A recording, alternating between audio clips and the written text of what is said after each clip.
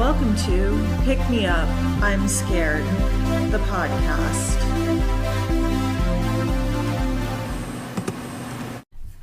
I'm your host, Madeline. And I'm your co-host, David. Welcome, everybody, to part 2 of our episode about the School of the Americas. Yay! It's terrifying and horrifying and awful. This is where they become the school formerly known as School of the Americas, right? We're going to get into that, but we're going to talk about some other countries first. Yeah. Did we do Colombia last time? We ended on Colombia last time, and we're kind of going in alphabetical order through some key player countries, so we're going to start on Costa Rica. But before we get any further, just general housekeeping stuff, I wanted to say thank you to everybody who came to the Santa Cruz, Philadelphia, and Brooklyn dates. Yeah. How was it? It was very, very fun and nice, and I think we had a really good time. And I don't have any book events planned so far, but tentatively in the works is doing a Fresno thing in August to help the South Tower District Queer Community Housing Trust for Fresno. Where is South Tower? Is that over on Belmont area? Yeah, I think it's kind of Belmonty. Okay. So that'll be exciting. So if you're in Fresno, around Fresno, probably in August, I'll go there to do not something book related, but a talk about housing. Oh, hell yeah. Yeah, it'll be cool. And then over on our Patreon, we missed some bonus episodes last month. We had some health emergencies come up in both of our lives with people we care about, etc. So it didn't happen because we were trying to keep people alive. So that's okay, though. Life happens. Though today we are doing the first part of the Cambridge 5, which has been my real middle-aged man style obsession for the last couple months. And that will be part of our June bonus episodes over on the Patreon. So if you're not signed up on the Patreon, patreon.com/pickmeupimscared, $3 a month, you get 2 bonus episodes almost every single month unless there's an emergency in our lives. Yeah. Yeah, which I think is pretty reasonable. I feel like, the last month kind of was a kick in the teeth. Yeah, it was a wild one. So anybody out there who had a real rough May, you're not alone. The stars are misaligned. Yes. Somebody wants us all dead. Cosmically. Someone wants us all dead. So survival, a good form of rebellion at this point, I think. To the universe. To the universe, yeah. Do you have anything else, David, you want to add for our housekeeping before we start off this episode? I think that's it. We're doing Costa Rica. Yeah, we're going to start off talking about the School of the Americas in Costa Rica. So to take you back, just a refresh in case you listened to part 1 of this episode, a week ago, and you're like, oh yeah, School of the Americas. School of the Americas, David, do you want to do a little recap on what we talked about last week? School of the Americas was founded, during and in the immediate aftermath of World War II. It trained not only the dictators, but kind of the field soldiers of a lot of Central and South American coups that took over places like Argentina. We talked about Chile? Yes, we did. Where else did we talk? Colombia was a big one. Did we do Bolivia? Yeah, we did Bolivia. Okay. So basically, most countries in South America and Central America have suffered under the hands of some sort of militaristic leader or sometimes just a paramilitary group, the majority of whom, or the key players of which, were all trained right here in the United States sometimes. Or in Panama. In Georgia or in Panama at the School of the Americas, which the United States set up in an effort to be more actively involved in foreign policy in South and Central America, which really just means to secure those areas for American economic interests. And this was, they were trained to torture people, they were trained to create death squads, things like that. Yes, exactly. So that's just the little general refresher before we dig in to what this looked like in some places. So starting off with Costa Rica, we're going to ease in. And one of the key players in Costa Rica who attended School of the Americas in 1991 is somebody named Minor Masses. And he was the leader of Costa Rica's former Commando Cobra anti-drug squad. But if you listen to the Colombia part of our last episode, you know that the United States was kind of playing the drug game in South America for its own convenience. The CIA was kind of making half deals with whomever they could. These paramilitary kind of groups or dictators that were trained by the U.S. government, Or sometimes the drug cartels. And sometimes they would fight, and what was the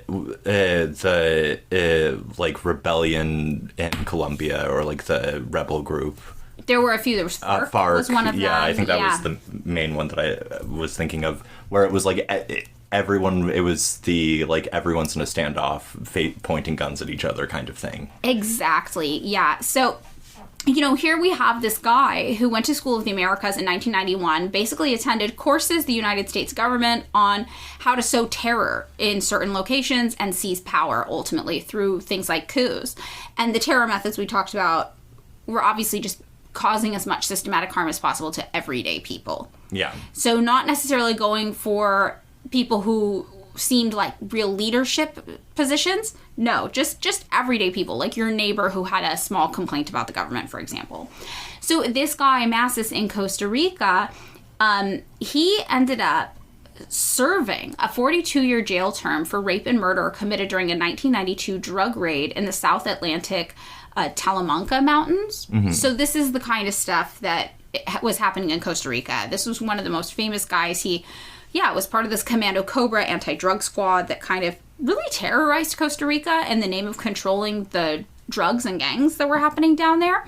But as you can see, you don't have anybody really fighting to defend the sovereignty of these countries as this is happening, or you have people trying to anyway. You have people trying to like fight to represent the average people living in these countries, but really it's just a lot of people caught in the crossfire between basically American agents, right? Yeah. Like this guy was, and the people who are, you know, trafficking drugs or selling drugs in the area. So, again, it's the thing of, like, on the one hand, you have, like, the Cobra Commando. Commando Cobra. Which, I'm sorry, sounds fake. It sounds fake. This whole thing, though, sounds fake. That's the thing about the School of the Americas. Like, if you wrote it, it would seem too heavy-handed and unbelievable. This is unrelated, but, like, the stories of the people who did the Bay of Pigs thing always makes, because apparently, like, they were making so much noise in the press when they were being trained in, I think, Guatemala, that, and especially going to brothels in the area, that the CIA had to import sex workers for them so that they wouldn't go out of the camp. Yes. Or whatever. But you get the sense that, like, U.S. intelligence and U.S. military interests that are served through these proxies are always the dumbest motherfuckers, in like the sense where it's like, oh, you're just like the cruelest asshole you could find. Yeah, totally. And these are these guys, and you know, David, you kind of called it like talent scouting. Yeah. Like the United States will look for people like this in other countries and just find some guy, and they can imagine a future of quote unquote greatness for them. Like, you're going to be a dictator. You're going to lead a country one day. We're going to teach you how. And other people, they just imagine as being good and effective foot soldiers to represent U.S. interests abroad. Like, you're pretty selfish. If we give you money and tell you where to point the gun, you'll probably point it there. And I think, right, like that's the thing, is that it serves U.S. interests to just be like, to have agents of chaos. Yeah. That's really true. Not like black metal guys. No. I just watched that movie today. Oh.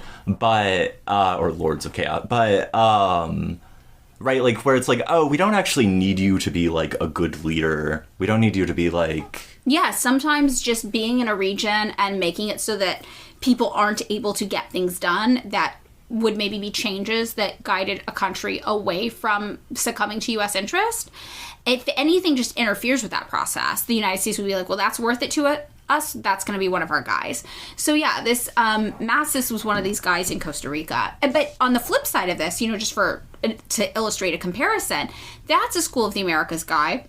But you also have people like General Guillermo Rodriguez in Ecuador, who was also a School of the Americas guy, 3-time graduate, 1961, 1966, 1967, who served a much more significant and high-end position. He was the military dictator of Ecuador from February 6, 1972 to January 11th, 1976. So you really see, in comparing, like, this one guy in Costa Rica we have documentation on, and then this other guy in Ecuador, you can see that these are, running the full gamut between just a foot soldier of U.S. imperialism versus a dictator who was like, I'll take everything the United States taught me and I will rise to power, and then I will be extremely sympathetic to the United States and have these buddy-buddy deals with them that basically allow them to exploit our country and our people and our land for profit. So wait, what did he do in Ecuador while he was, so from 72 to 76? Oh, he was just like a brutal military dictator. Okay, so some of the same stories we heard last time, because of course the School of the Americas is teaching you how to create fear and terror in the people that you are leading. So yeah, military dictatorship, we're talking harsh government repression, we're talking people disappearing, we're talking all of the normal stuff that by this point, starting out episode 2 of this, that we all kind of have come to associate with the School of the Americas education system. Now, a place that is one of the more interesting ones that we have a lot more information about is El Salvador. That one, yeah. So El Salvador, you know, had a situation that the United States was very invested in for decades. And it kind of, the part that we're going to start to talk about starts with the civil war that happened in El Salvador. So the Civil War broke out in El Salvador in the year 1980, and it would go until 1992. It was long. And on one side, you have this Marxist-Leninist group called the FMLN. And it was actually a combination of several socialist and worker rights groups in the area, and it was supported by lots of people very vocally in Costa Rica and Mexico, like just average everyday citizens. And it was also supported more explicitly by, at that time, the Nicaraguan, Cuban, and Soviet governments. Okay, so it was getting international support from what was already kind of a falling apart system. By the 1980s, 1980 to 1992, I mean, the Civil War lasted 1 year longer than the Soviet Union. Yeah. And you can see this because the USSR was, at this point, not providing direct support to workers' revolution. So the reason why you hear about the USSR being really involved whenever they would hear of somebody trying to do a revolution, some Marxist-Leninist group trying to, you know, basically reclaim the country for the workers, whatever. The USSR used to get really, really actively involved in that because it was a part of Marxist doctrine at the time to support like a global revolution. Like if wherever there's a revolution, that those are our countrymen, the people fighting on behalf of Marxism, so we support them like they're our own country, which obviously led to, regardless of your how you view that doctrine ideologically, it led to a lot of logistical issues for the USSR by this point. Yeah, I mean, on the one hand, it did right, obviously Spain in the 30s to me is like the big famous example of like supporting the Republicans against the fascist, like Franco's fascists. Right. But they sent weapons to Korea, they sent weapons to Vietnam. They tried. They really, really did. Yeah. But, you know, by this point, the 80s, the super early 90s, the USSR is like, we just don't have the resources to support a forever war around the globe. And they had been sort of like diplomatically and economically isolated. And a lot of the sort of like post-colonial things that they supported, either because of U.S. intervention or just because of like internal dynamics or international dynamics about the ways in which those states had to operate in the global economy. Yeah. A lot of those post-colonial states kind of fell apart. Yeah, no, right. It's totally true.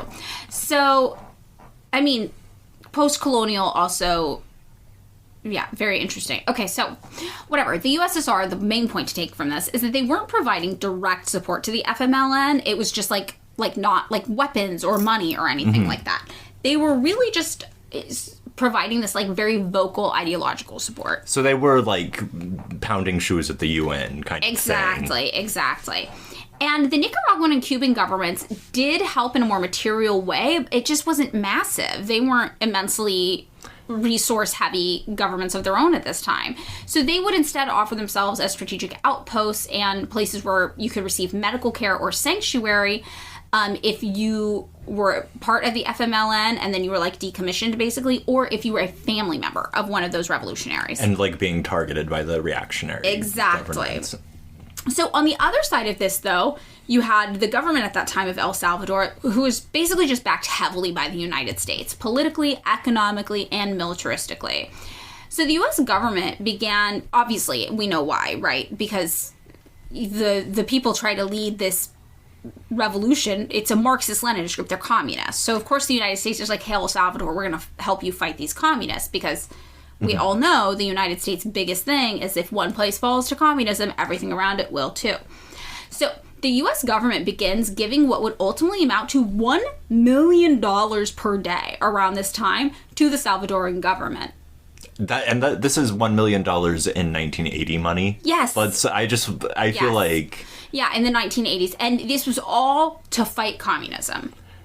And presumably also to secure business interests for El Salvador. Well, I mean, that's really why the United States wants to fight communism, because more countries go commie, the fewer markets you have to extract resources from and exploit and earn a profit from. Yeah. So the United States is like, hey, El Salvador, we know you're the current government in power in El Salvador, and you want to retain that power. You don't want to lose to the communists, and we don't want you to lose to the communists, because communists aren't going to let us do business there. So this is, of course, what happens. But yes, it gets up to the point where the United States is so invested in this civil war that, they're spending $1 million per day. That seems... Weren't we in the middle of, like, a huge-ass recession in the United States at the beginning of the 80s? Part of it, yeah. Like, I'm just throwing this out there. I have to imagine... Well, that's the thing, though. There's always money for the United States to fund some bullshit proxy war around the globe or defend some area we want to exploit in the name of American business interests, in the name of American capital. Anytime you hear that something good can't be done for people in the United States because we can't afford it, we know that is a lie, because we can afford absolutely anything that anybody wants to do to protect American business interests abroad. The U.S. government has, like, a secret credit card that only works on guns. Exactly. Or it's like the State Department has like an Amex Platinum in Daddy U.S. government's name. Yeah. They're like, it's totally fine. I don't know. Like the family estate manager just pays that. So the new infantry battalions that were financed by the U.S. aid around this time obviously became the main perpetrators of some of the most horrific war crimes seen across El Salvador, right? Mm-hmm. So, of course, the United States is coming in, giving them political aid, economic aid, military aid, and training a lot of these people at the School of the Americas. And, of course, what they're training them is how to be horrific war criminals. So that is what a lot of these infantry battalions that we paid for, that our tax dollars paid money to support, they used this money to commit just egregious atrocities against innocent people in El Salvador. So one of the most famous tales of this is what's called the Jesuit priest murders, and this happened in 1989. Did you hear about this, David? I feel like it's ringing a bell, but I don't want to say it. Yeah, okay. So I do kind of remember hearing about this in my very early childhood, but not understanding any of the details of it.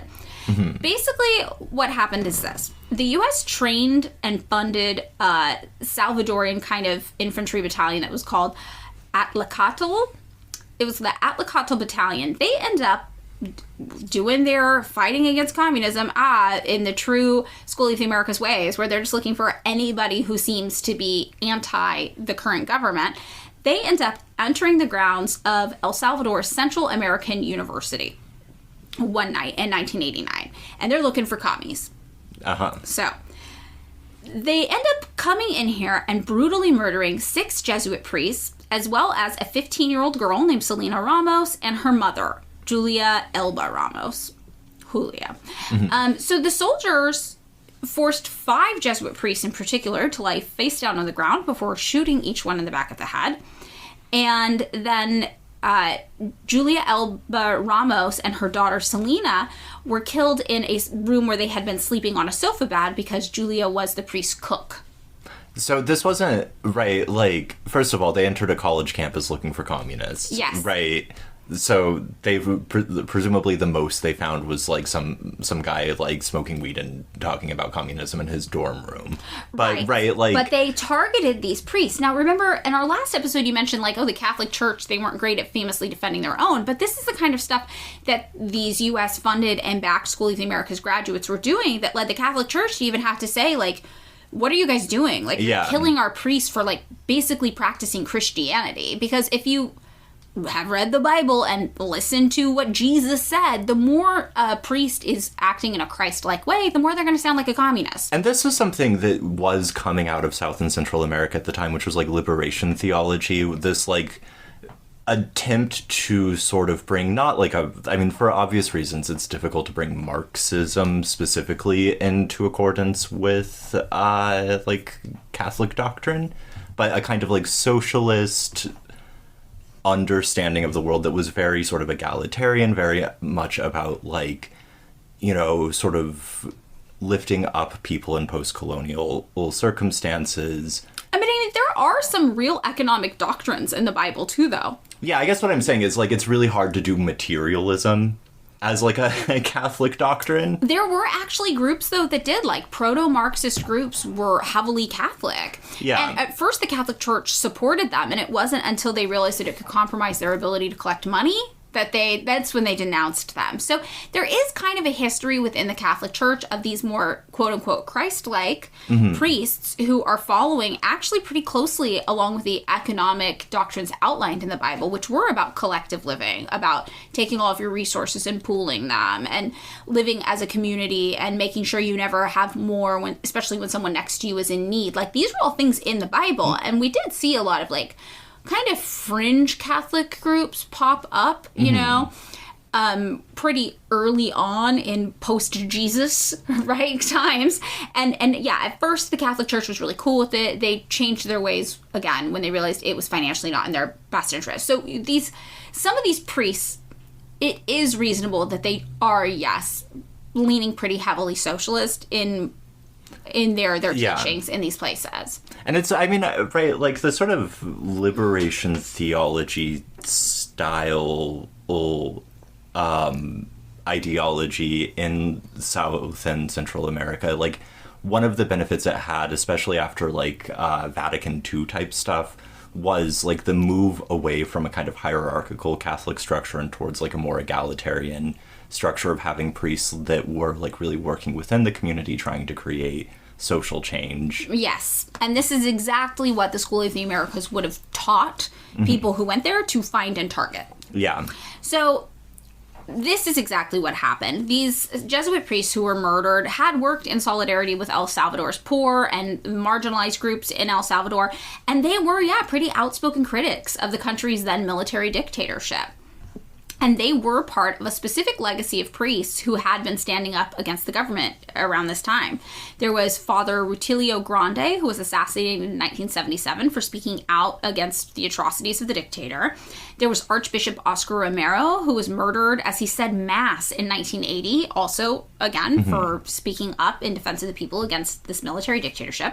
There was Father John Sobrino, whose colleagues were murdered that day. They were the 6 Jesuit priests. He was also part of this group, though, and he had said, "The police and army came here with machine guns and sniffer dogs. The newspapers defamed us as atheists, corruptors of the youth, and communists. Why? Because we told the truth."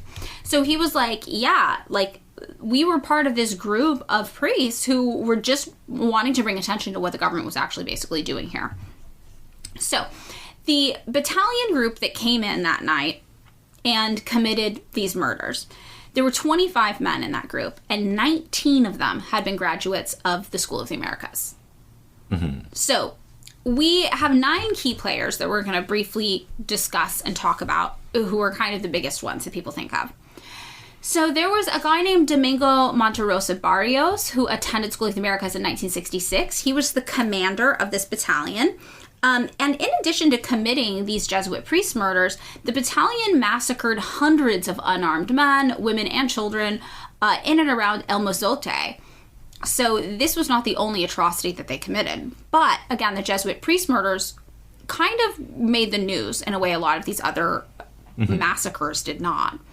The second man that seems important in this situation is Rafael Humberto Larios, who attended School of the Americas in 1977. He held the rank of general and was Minister of Defense at the time of these massacres. He was present at the meetings where the orders were given actually to go in and target these priests on this college campus and kill them. So he was part of the planning of it. Then there was Juan Rafael Bustillo, who attended School of the Americas in 1965, and he held the rank of general as well, and was commander of the Salvadoran Air Force at the time of the massacre. And he also was part of the planning process for this, where they were like, we're going to go target these priests. The fourth is Juan Orlando Zeped, who attended School of the Americas in 1969 and 1975. So he planned this assassination with the other guys, and he also helped plan the cover-up of it. Oh, that one of the things that I keep, as you're talking, I keep thinking is, like, some of these people keep going back in a way that's very confusing, where it's like... Well, you have to remember the United States sees potential in them. They want to build the relationship. So if you went to the School of the Americas and the United States liked what they saw, they might invite you back. Because they're also, we talked about this in the last episode, they're using this as a way to foster and build diplomatic ties with other countries as well. Yeah. So they're like, oh my God, yeah, so great seeing you at that fundraiser last week. Our kids should get together and play soccer sometime. This is kind of the equivalent of that. They're like, yeah, you should send some of your guys to our school sometime. We'll teach them some stuff. So they're really using it to schmooze with other important people in other countries as well. And to sort of create a network across South and Central America of, like, people who all know each other. Yep. And you see that. A lot of these guys know each other. They work together. They start planning coups with each other. Yeah. The same things they learned at the school. So Juan Orlando Zepad planned, the assassination, but also the cover-up. And prior to this massacre, he also publicly accused the UCA, that college, of being the center of operations for the FMLN, which it was not, the Marxist revolutionary group. And he, too, was part of the planning process, was at all the meetings when they talked about executing this massacre. He was later, after that, promoted to rank of general, ostensibly for his role in covering this up and getting it handled well. He ended up being involved in what we now know of today as 210 executions, extrajudicial, like not legal executions, 64 counts of torture, and 110 counts of illegal detention, in addition to these murders. And that's just him. He was involved personally in that. Real bad guy. So we also have the fifth man, who's I've note in here, is Inocente Orlando Montano, who attended School of the Americas in 1970. So he was also part of both the planning and the cover-up of the Jesuit priest massacre. And prior to the massacre, he also publicly was accusing the Jesuits of being aligned with subversive movements and was present for the meetings where orders were given, for the massacres too. So he was part of, like, just kind of trying to get the word out. They're like, oh my God, no, these priests are actually, they're a communist priest. Ooh. The sixth person of note is Francisco Elena Fuentes, who attended School of the Americas 1969, also 1973, and then was invited to be an instructor in 1985. Now remember, this was just 4 years before the Jesuit priest massacre and in the middle of the Civil War, 1980 to 1992. So he was used at, like, the School of the Americas was both a training ground for him, but also a place for him to, like, explicate some of the ideas that he would later put into practice. Yeah, exactly. And we see that a lot with these guys. So he also was in the meeting where they helped plan this massacre. And one day after the killings, troops from his 1st Infantry Brigade attempted to intimidate members of San Salvador's archdiocese by transmitting messages over a loudspeaker that said, "We are still killing communists," named 2 people, and they were like, "These 2 have fallen. Surrender. This is the 1st Brigade." But they're not naming communists. They're naming priests. Yeah. So they're like, the priests are communists, basically. You are the same, and we are killing them, and we will kill you too. Do you know how the Vatican was responding to this at the time? Like, well, the Vatican at a certain point did have to, like, make public statements. Yeah. You know, for a while they just kind of ignored it. Because I'm sure things like this happen all over the place. But there was a point where, the Vatican did have to get involved and, like, denounce this and be like, you're killing our guys. Like, what's going on here? I mean, it doesn't bode well for people joining the Salvadoran priesthood. No! If it's like, wait, that's a good way to die. Yeah, it's a good way to die at this time. A 7th person of note was Carlos Camilo Hernandez Borajona, who attended School of the Americas in 1972 and 1975. He was also the interim assistant dean at the military college in El Salvador at the time of the massacre, and then was later promoted to lieutenant colonel. He organized and attended parts of the meeting where the orders were given, right, to kill the priests. He also handed over an AK-47 rifle that was captured from the FMLN and told them to use it specifically in the massacre, which is interesting. So they're, like, maybe they had the idea to blame the FMLN for it. He also ordered them to leave the gun behind at the murder site, like, again, to try to be like, oh, it looks like the FMLN did it. So he then was involved in the subsequent cover-up. He burned a small suitcase that contained photographs, documents, and money, which the soldiers had stolen from the Jesuits. And he also ordered that all military college arrival and departure logs for that year and the previous year be burned too. So, this, when you're talking about the cover-up is basically they're going to say the FMLN did it. Yes, totally. This was the plan. They were like, we didn't do this. And the reason why he ordered that the military college arrival and departure logs be burned was to prevent investigators later from learning who had attended the meetings held at the military college to help do all of this planning. Because that's where this was all planned. The eighth person of note is Gonzalo Guevara Cerritos, who attended the School of the Americas in 1988. He was an officer with command authority over the troops specifically who carried out the massacre. And the ninth person of note is Antonio Ramiro Avalos Vargas, who attended School of the Americas in 1988 and admitted that he personally was the one who killed Fathers Lopez or Moreno, two of the priests that were killed that day. So other former School of the Americas attendees were also active in El Salvador during this time outside of the Jesuit priest murders. We have, some interesting guys. We've got Roberto de Abusion, who attended the School of the Americas in 1972. He was the one, remember we talked about the other priests that had been killed? So in 1980, he planned and ordered the assassination of Archbishop Oscar Romero, like back in the day, one of the priests we mentioned earlier, who was like part of the kind of legacy that the 6 priests who were murdered in the Jesuit priest murders, as they're called, they were part of the legacy of this guy originally. So that guy, too, was killed by a School of the Americas graduate just 9 years previously. And then in 1978, all the way up to 1992, this Roberto de Abusion guy organized El Salvador's Death Squad Network. The Death Squad Network? Yeah, a network of death squads across El Salvador. This School of the Americas guy is one of the guys who organized it and planned it. He was like logistics and admin for the death squads. So he was the boring bureaucrat for the death squads. Yes, he was the guy who was like, listen, guys, you have to file your memos before you do a massacre. Yeah, this was really this guy. And this is when you think about the banality of evil, right, or whatever. This is the kind of guy you think about. So he's an ideas guy. He also planned and ordered that assassination. Remember, he's just a planning guy. Yeah. There's also Francisco del Cid Diaz, who attended School of the Americas in 1988, 1991, and 2003. Sorry, Fork just heard it's dinner time, so you can probably hear her scampering in the background. So in 1983, Colonel Diaz commanded a unit that forcibly removed 16 residents from the Los Ojas Cooperative and then bound them and beat them, then shot all 16 at point-blank range and threw their bodies into a river. This is the guy who gave the orders to execute these people, who planned this massacre, and yeah, he was invited back to the School of the Americas in 2003, 20 years after that. And this was something that was, like, largely, like, this was in newspapers. People knew about this at the time. It wasn't something that was, like... Well, what's interesting is that a lot of this stuff was swept under the rug. People tried to report on it and get it out, and then a lot of it was pieced together later. Okay. But in 2003, certainly they knew this had happened in 1983. Yeah, no, because there are, like, punk songs from the 80s about El Salvador where it's, like, there are massacres that are being committed in our name. Yes, exactly. So people did know. So the details, some of the details emerged years later as people did special investigative reports or attempted to corroborate multiple eyewitness reports with each other, but we knew generally this was happening, yes, and we knew of many of these massacres and atrocities when they occurred, and some we learned of later, and some we still never learned of. Yeah. We just assume there are many more. There was also Jose Guillermo Garcia, who attended School of the Americas in 1962.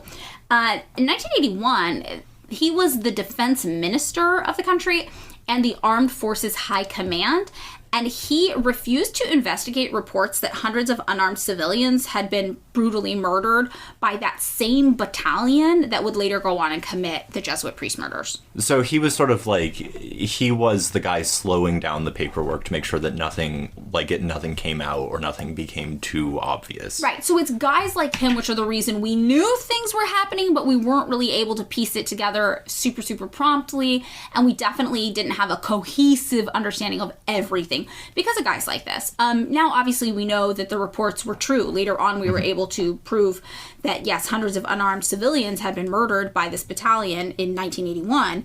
But at the time, it was his job and the job of guys like him to be like, I don't know what you're talking about. Maybe we'll look into it. Who knows? I think that's just a rumor. He also had a similar kind of role in the murder of a group of American women who they were referred to as church women in 1980. I definitely heard about this growing up. I'm not sure if you did, but he basically failed to launch, while in that role, a serious investigation of the murder of 4 American, I don't know, they call them church women in the media, just like, I'm guessing missionary type women. Did it say if they were like Catholic? we could probably find that information if we wanted to, but whatever the case, they were murdered by members of the Salvadoran National Guard in December of 1980. And he was like, we're not investigating that. We're not looking into it. But we know now that it was part of something called Operación Rescate, which was carried out by that same battalion that we've been talking about, who also committed the Jesuit priest murders, the same guys, as well as units from the 3rd Infantry Brigade and the San Francisco Gotera Commando Training Center. I mean, that must have caused a certain amount of, uproar in America. Yes, it did. And that's why I remember hearing about it. So I definitely remember hearing about this. Obviously, 1980, I didn't hear about it then. I wasn't born. But in the early 90s, there were media pieces that were referencing the fact that this had happened, still going around in my childhood. So yeah, this definitely was something people started to get mad about, but obviously our government never addressed it. And so this wasn't the only, these 4 American women, right, they were part of this bigger operation, Operación Rescate, right, 1981, massacres of civilians all across the board, happening so many other places.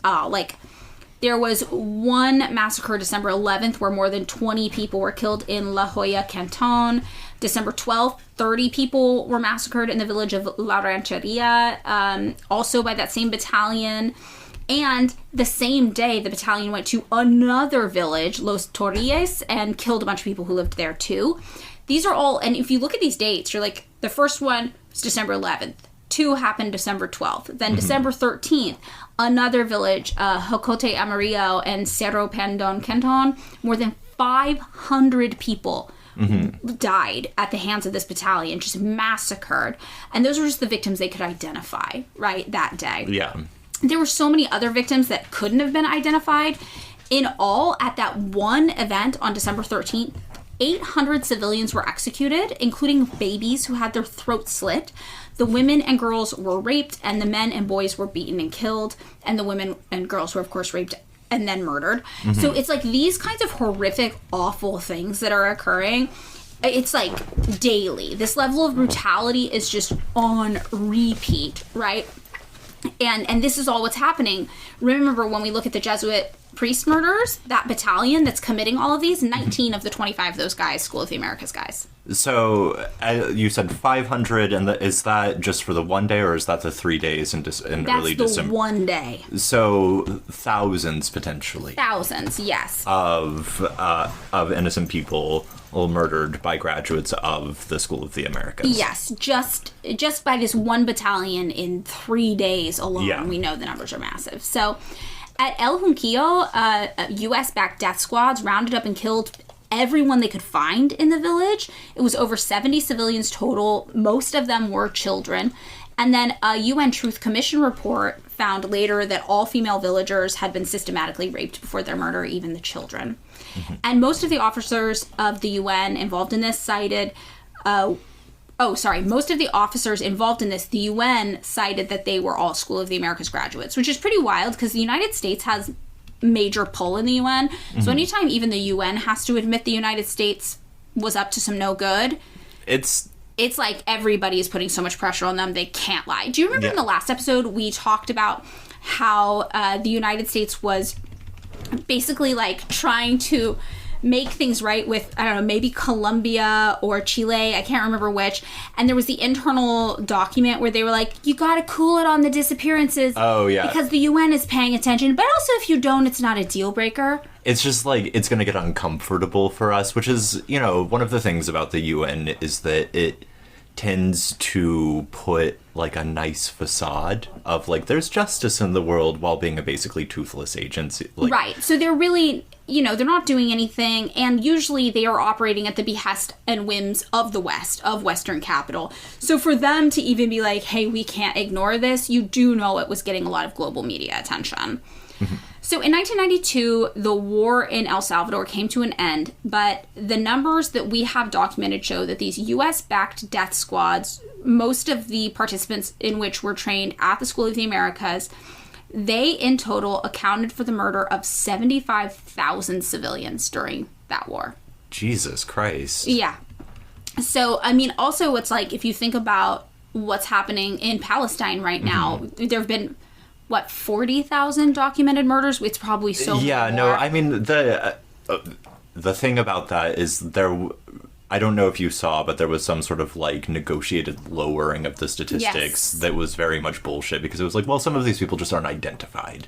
Right. Yeah, so those are the people that's the low count. So you're looking at these numbers, and the reason why I bring up the Palestine thing isn't, like, for comparative suffering, but I think it's for us to have an idea of how many major genocide level catastrophes like this are happening just constantly that the United States is funding and backing. And it is, right, like, not even as comparison, I would say more as, like, continuity. Yes, it is exactly. a part of, like, a very specific policy of enforcing Western capitalist hegemony, through any means necessary, and then kind of declaiming it, like being like, oh, well, that wasn't us, that was El Salvador, that was Israel, that was whomever. That was whomever, never mind the fact that we funded it, we supported it, we backed it. Gave the guns to do it. Right. And the training. Money. And the training and the money. Exactly. No, you're right. This is, when we listen to this stuff, it should be thought of as continuity,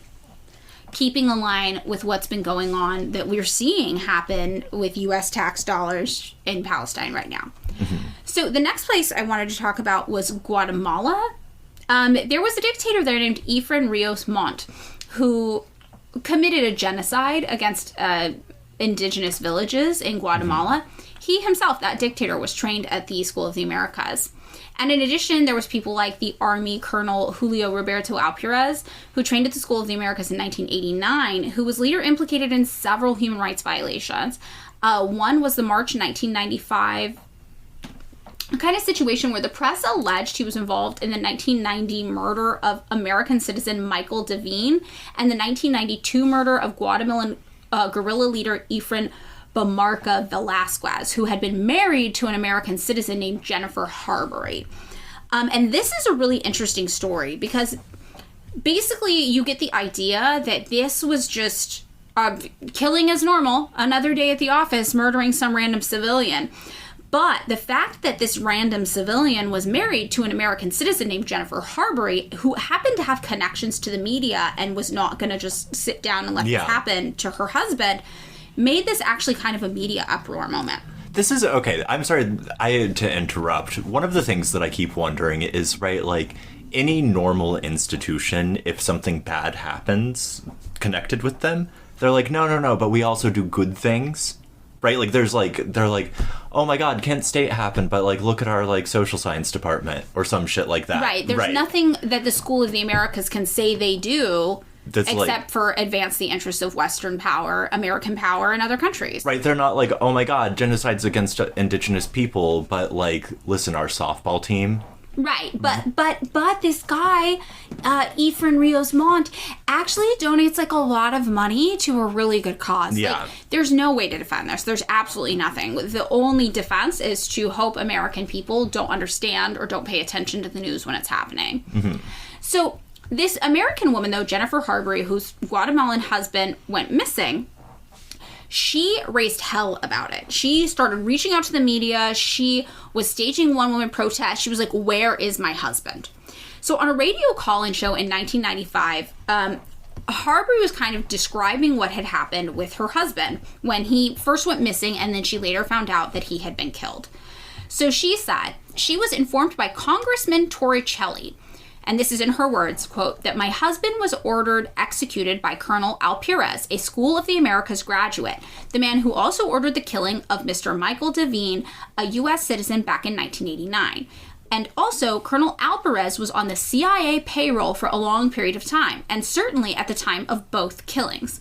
I have not been able to learn where my husband's buried, when he was killed, or how I can obtain his remains.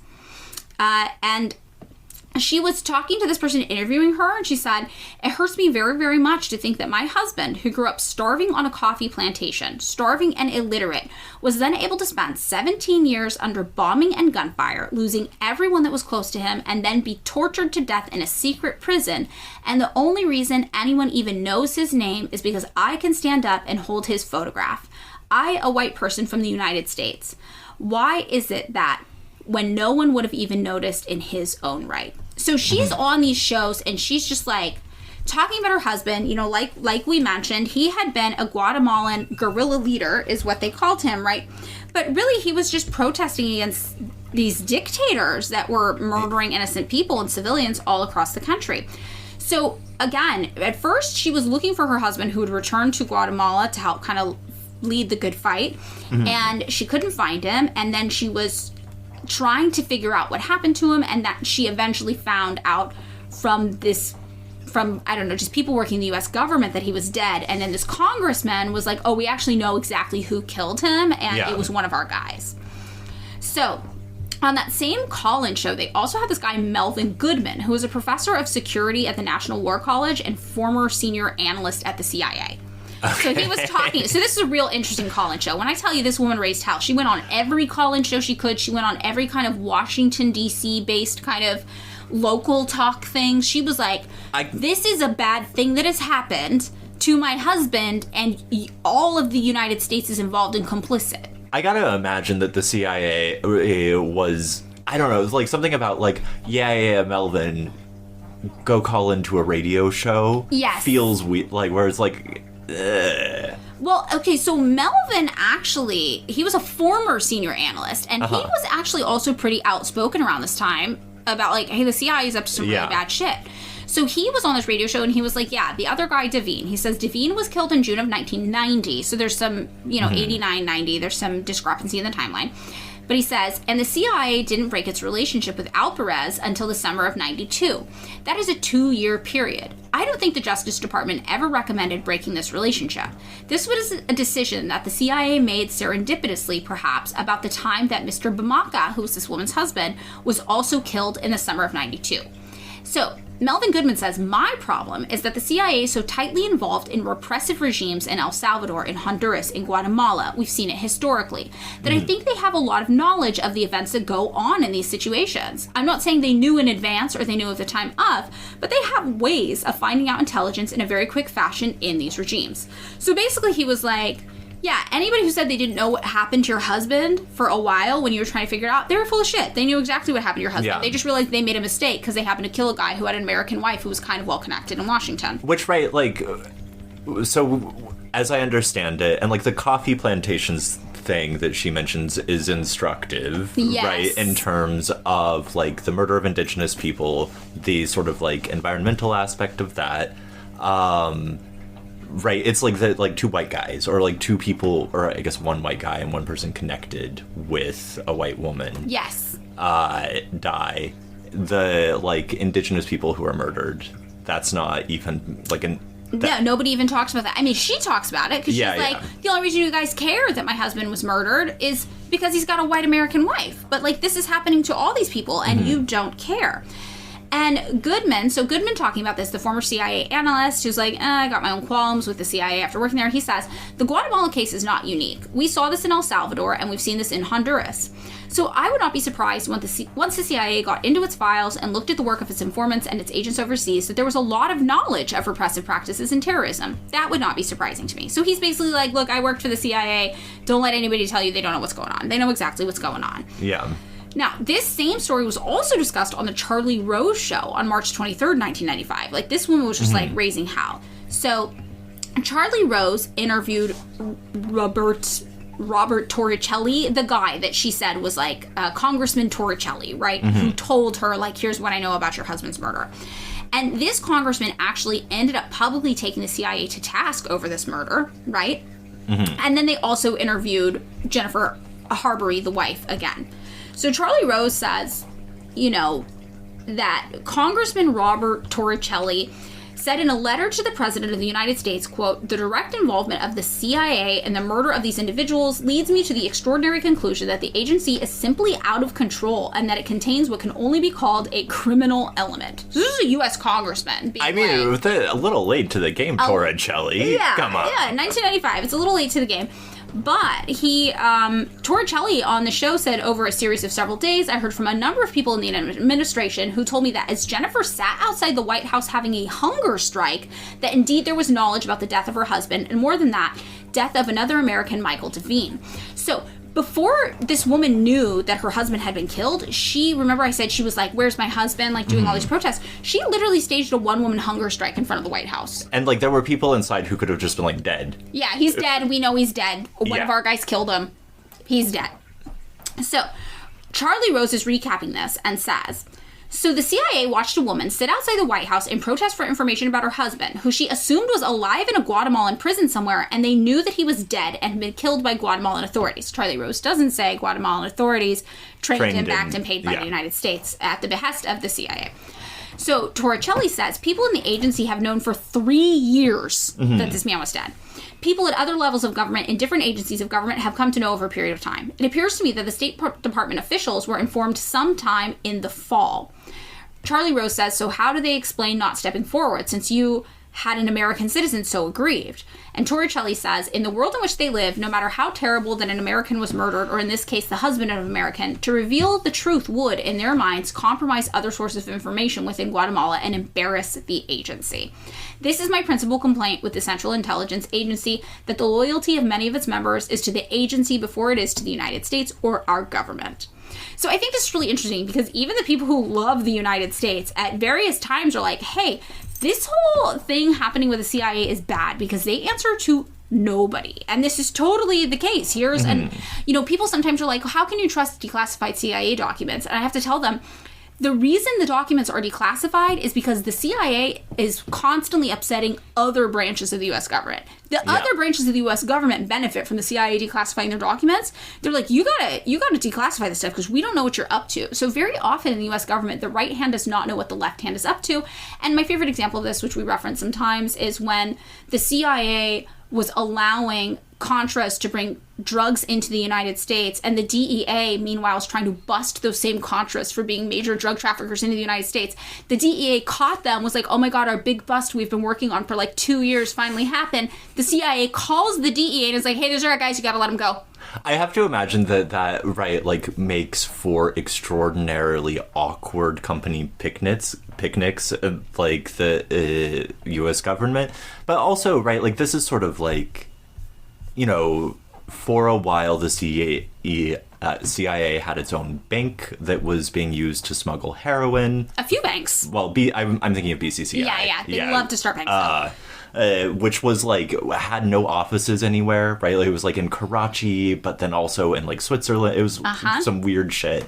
Where it's sort of at a certain point they had their own money, right? So they didn't particularly need funding from the State Department or from the U.S. government. So they could kind of do whatever the fuck they wanted. Exactly. So here we see this congressman is mad, a former CIA analyst is mad, but most of the time when we look at the language being used in other agencies' critiques of the CIA, you'll see the word embarrassing or embarrassment used. And when we look at this congressman, what he's saying is, this is embarrassing. If people knew what the CIA was up to, it would be humiliating. And even when we did our episode on the National Endowment for Democracy, we see the reason why the National Endowment for Democracy was created to take over some of the CIA operations is because it would be embarrassing for people to know that these kind of revolutions in other countries were being funded and backed by the CIA. Yeah. So embarrassing is a word that comes up a lot. Though,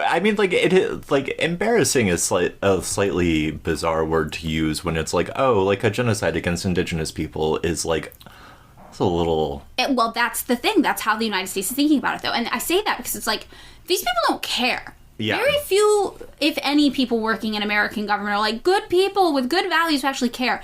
When they care, they don't care because it's the right thing to do. They care because it's embarrassing. And I think, they care from a PR perspective. Which, on the one hand, so you get, what's the Yeats line, the best lack all conviction, the worst are full of passionate intensity. That is really, the U.S. government in a nutshell, where it's well, the best we can hope for is, pathetic. Yeah. No, it's totally true. So Charlie Rose goes on and says, tell me what the reaction has been of the CIA today since this story appeared on the front page of the New York Times. So this was a big deal. And Torricelli says, Well, what I think is the most hysterical statement I've ever heard come out of the Central Intelligence Agency. They called me irresponsible, that it was unfair to hardworking people in the Central Intelligence Agency.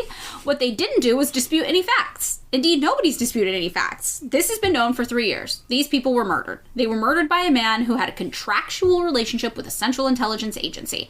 And these families have gone years, and now months, with a variety of people knowing the truth who failed to speak it. So I thought this was just like really interesting, and again showcases how these agencies are often at odds with each other. So when the story broke, it's worth noting it was pretty major, but only because again this man had an American white wife who staged a hunger strike in front of the White House looking for information. So she ended up providing later on more details of her husband's death, and it really is just heartbreaking. She said that Guy Alvarez, she says, he's a graduate of the School of the Americas. I don't know how old he is. The witness saw him bending over my husband in July of 1992. Alvarado was strapped to a table. There was an unidentified gas tank next to him on the bed. He was gruesomely swollen, his entire body. One arm and leg were completely bandaged. Alvarez turned to the witness and screamed, "Get out of here. If you ever talk about this, I'll kill you too."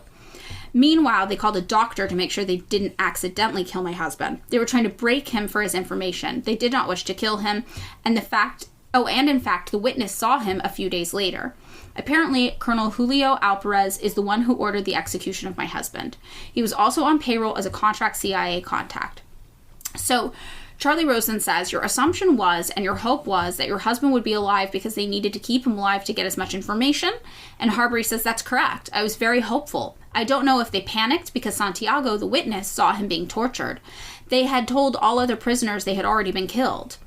Oh, he had already been killed. Perhaps they panicked. Perhaps they realized they could never break him. He never did speak under torture. He never spoke at all. In all those months that he was being horribly tortured, he never spoke.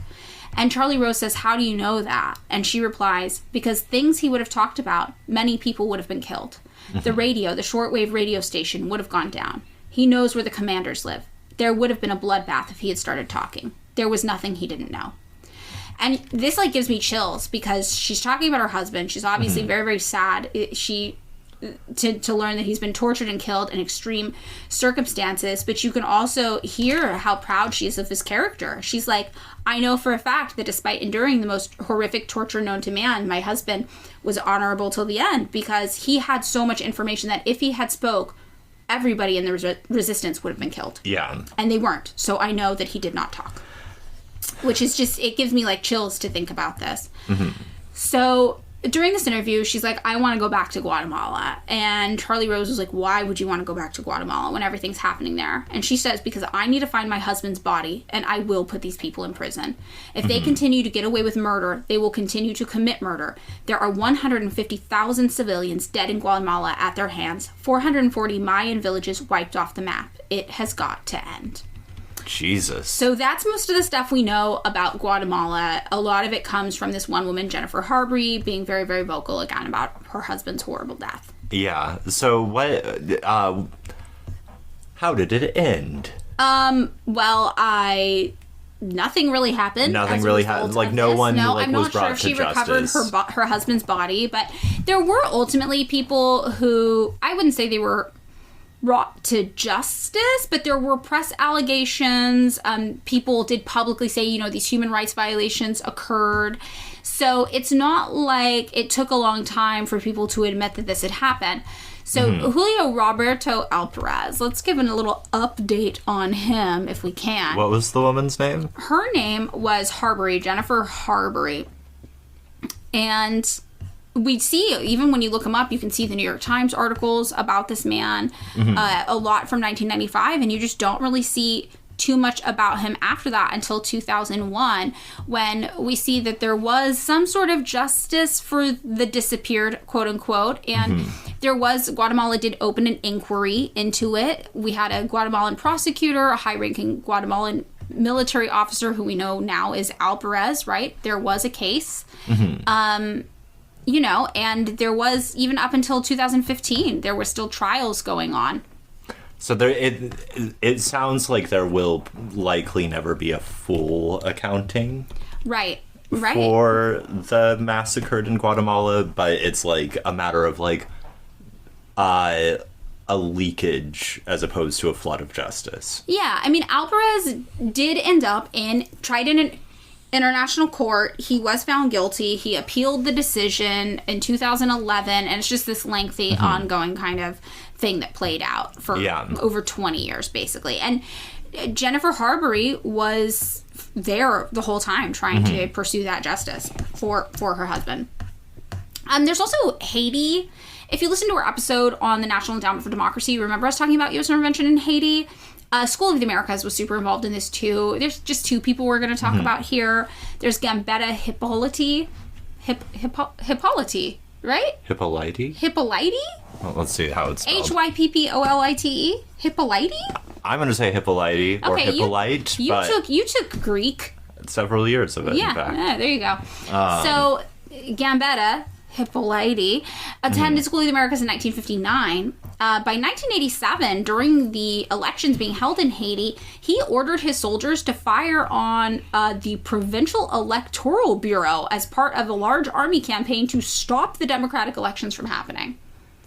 That sounds right. That sounds right? And if you listen to the last episode, obviously you know the kinds of things that the School of the Americas was like, sometimes a coup is actually just a democratic election where the bad guys win. Yeah. The bad guys meaning just like vaguely left-leaning politicians that don't want to sell their countries out to the United States.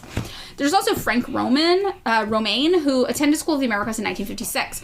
So on September 11th of 1988, armed men broke into the St. Jean Bosco Church where Friar Jean-Bertrand Aristide was saying Mass and killed 12 parishioners and wounded at least 77 people. They then doused the church in gasoline and set it on fire, and witnesses identified at least 2 of the people who did this as deputies of Colonel Romaine, who at the time was the mayor of Port-au-Prince, who also, though, had attended School of the Americas, yes. He later publicly justified the massacre as legitimate and was like, yeah, I did it. It's fine. It's fine. Had to be done. Had to kill all those people in a church as they were saying Mass. Yeah. Now, another place where we have more significant involvement is probably Honduras. So there's a few dictators the School of the Americas got. Some of its alumni, went on to become dictators in Honduras. We have dictator Juan Melgar Castro, who was the dictator of Honduras from 1975 to 1978. He was the School of the Americas guy. We have another dictator, Policarpo Paz Garcia, who 1980 to 1982 was the head of the dictatorial regime there. He attended School of the Americas in 1956 and 1959 and was later inducted into School of the Americas Hall of Fame. Remember how they have the Hall of Fame? Again, it is completely bizarre to me that they are operating as though they are just like a Big Ten football school. Yes, it is very, very surreal and disturbing. And I mean, I think like one of the things I would hope people would understand when we do these episodes about these different CIA fronts or these different State Department fronts that work with the CIA is, again, just how everyday business as usual it is. And it's almost one of those things like, well, it's so out in the open about it. How bad could it really be? Yeah, and I guess this is up for speculation, which is like I can't tell if like they just believe that the American public is completely apathetic about it, or that the American public deep down possesses the same impulses towards cruelty that they themselves do. Yeah, it's very interesting. I mean, I think I would speculate that it's almost like, okay, you know when you see these Freedom of Information Acts, like they're requested and there's just a data dump of information. I feel like they're doing the data dump approach. So like we're just going to overwhelm everybody with how freely available this information is. Good luck finding what you're looking for. You have to dig through the sea of other terrifying things. And in the process of doing so, you're going to see how not unique that thing you care about is and how we just do it all the time. So, I mean, right, because like on the one hand, you do get journalists who are sort of like, we are going to put this into some sort of digestible form. Yes. Right, like that does happen. And those stories do cause ripples when they come out as like big investigative pieces. Right, like Jennifer Harbury made the front page of the New York Times. Yeah. So you get these sort of like, everyone's sort of like a little aghast, right? And the way I've experienced this is there's like an amount of fatigue that sets in. Yes. Where it's sort of like, it's still happening. And then people just kind of roll along. Yeah, I think that it does get to that point where it's just so much you feel overwhelmed and crushed by the weight of it and you don't know what to do. Yeah. So this one dictator, Paz Garcia, the one who ended up in the School of the Americas Hall of Fame, he, obviously led this regime, brutal military repression. He also formed something called the Battalion 316, which was a military death squad that worked closely with the CIA in targeting suspected leftists in the 80s in Honduras. So Paz Garcia's military commander was another School of the Americas graduate named General Gustavo Alvarez Martinez, who ran that Battalion 316 and ordered the execution of Friar James Carney, a U.S. missionary to Honduras as well. So we see a lot of fighting with the church actually happening in South America. Now, another guy who's interesting in here is somebody named Florencio Caballero. Not necessarily because he was super high up, but kind of just because he was very commonplace, and he actually gave an interview with the New York Times about his experiences. So, okay. To me, I'm like, this is a great example of just your average School of the Americas guy. Not the guy who becomes a dictator, just that banality of evil kind of thing. He's a C student of the School of Americas. Yeah, maybe C+, maybe B-. Okay. So he was an interrogator in a Honduran army death squad. So he wasn't just like a foot soldier. He did some interrogations, but he wasn't super high up. He ended up getting interviewed by James Lemoyne, who's the former El Salvador bureau chief for the New York Times, on June 5th, 1988. And he says, not only did he go to the School of the Americas, he says he was trained in Texas by the CIA to do this job. Okay. Yeah. He and 24 other people, he says, were taken to Texas between 1979 and 1980 to be trained by the Army and the CIA.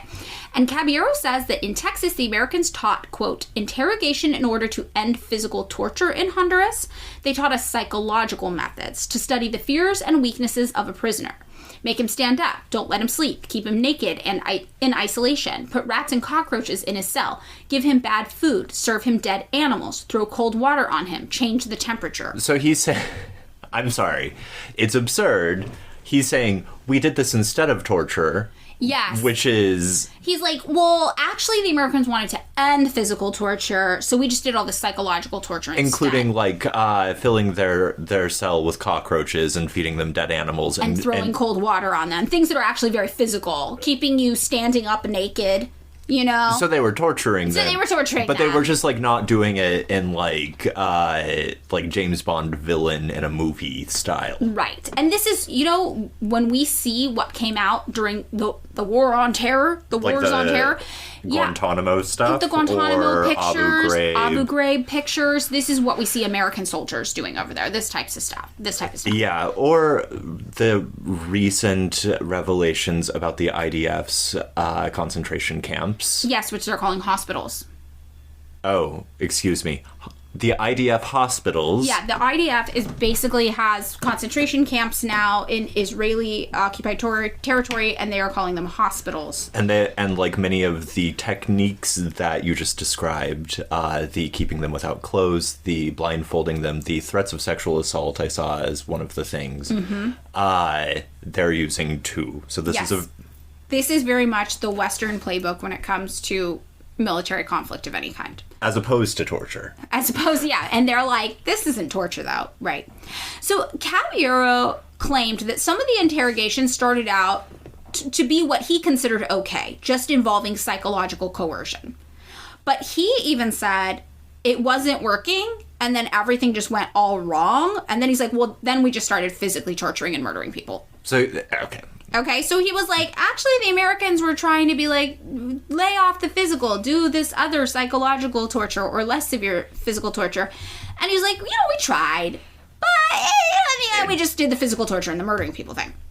So Caballero also said that he personally tortured and murdered around 120 Hondurans and other Latin Americans, not even just people from Honduras. Remember, Operation Condor going on allowed basically a lot of these countries to enter each other's sovereign borders and take anybody that country identified as a problem and remove them illegally from their country and then make them disappear. I mean, one of the things, right, like when we were talking about like the ways in which the like other parts of the sort of like U.S. imperial state like looked askance at the CIA for how embarrassing they were being, right, and how the CIA had sort of disarticulated itself from like the larger U.S. state. Operation Condor seems like kind of the flip of that, where it's like, well, the security state everywhere is just a part of one big network. Right. It is one big network, and the CIA is running it. And if anything, maybe the other U.S. government agencies are a little mad because they don't have control over it. Yeah, and They're not as involved. It's not because they're like benevolent and lovely people who'd like to give everyone flowers. No. It's because they're not being dealt into all the bullshit. Exactly. So, this guy also said that they had secret jails that nobody knew about. He divulged some of the first kind of information about secret operational jails, specific murders, and CIA's involvement in Honduras that nobody had been talking about yet. He's like, I'll just give you all the info about the CIA was up to. And what he ended up saying was basically that between 1980 and 1984, the Honduran army, with American support and CIA support, uncovered and then systematically wiped out pretty much the entirety of what they considered to be a small Honduran guerrilla movement, obviously without much concern for who actually was part of this movement, who wasn't. You know, they were just like, well, anybody we think might be involved, that's the School of the Americas way, we're just going to kill them. And again, these are just political opponents, basically. So Caballero told the interviewer specifically about the torture of a 24-year-old named Inez Murillo in 1983, which Lemoyne was able to confirm. The journalist was able to confirm this through other sources. So we know that this guy is trustworthy. Murillo was a prisoner in a secret army jail in Honduras, and Caballero interrogated her and watched her get tortured. So he said for 80 days, Murillo was beaten, electrically shocked, burned, starved, exposed, threatened, stripped naked, and sexually molested. To keep her from sleeping, her captors poured water on her head every 10 minutes. While in jail, Caballero and other interrogators gave her raw dead birds and rats for dinner, threw freezing water on her naked body every half hour for extended periods of time, and made her stand for hours without sleep and without being allowed to urinate. So also according to Caballero, an American CIA agent sometimes visited the secret jail where he worked and where Murillo was being tortured. And the agent was given interrogation reports on the prisoners there. And Murillo confirmed that during the months that she was in a secret jail, she later was released. An American official did, yes, periodically visit her. So the United States definitely, like... They knew. Like everybody was saying when they were talking to Jennifer Harbury about her husband, the United States knows what's going on. There's no plausible deniability here. Yeah. Now, Murillo says she survived her torture because her father had formerly served in the Honduran military, and he ended up bribing a soldier he knew to tell him where his daughter was being held. And that's the only way she survived this. That is... Yeah. fucked. The soldier also revealed the name and phone number of the American CIA operative who had been going to visit Murillo. What was the guy's name? Well, we don't know because Murillo's father threatened to publish the information, and his daughter was released into a regular jail in Honduras instead, and 13 months later she was released on the stipulation that she go into exile, not be back in the country. So that part of the deal, he didn't say who the guy's name was, because he was like, this is how I get my daughter. Also in 2009, the elected president of Honduras, Manuel Zelaya, was dragged from his bed and flown out of the country in his pajamas because there was a coup that was led by, yes, a graduate of the School of the Americas. So this is 2009. This is like pretty recent. This is 15 years ago. This is 15 years ago. This is when I am listening to psych rock, you know? Like, this is what's happening. You're in the Bay Area. Well, I think I was in LA. 2000? Oh, okay. Yeah. Maybe, 2009. Yeah. So this coup, led by a graduate of the School of the Americas, but not just... kind of like by him only. There were 6 Honduras soldiers in particular who later on were accused by later future Honduran officials for like helping basically stage this coup. 4 out of the 6 of those guys were all School of the Americas trained. And one of the guys was Romeo Orlando Vasquez. He attended School of the Americas in 1976 and 1984, and he ended up being the head of the Joint Chiefs of Staff of the Honduran military. There was also General Luis Javier Prince Suazo, who attended School of the Americas in 1996, and he was the head of the Honduran Air Force. These are 2 of the 4 guys who were involved. And after this coup happened, they basically took, Manuel Zelaya, an elected president of Honduras. They were like, you're out of here. They didn't kill him, though. They put him on an airplane and forced him out of the country. Where'd he go to? I actually am not sure. That would be an interesting thing for us to look up. How do you spell his last name? His last name is Zelaya. Zelaya. Okay. Where did Zelaya go? In June 2009 is when it happened.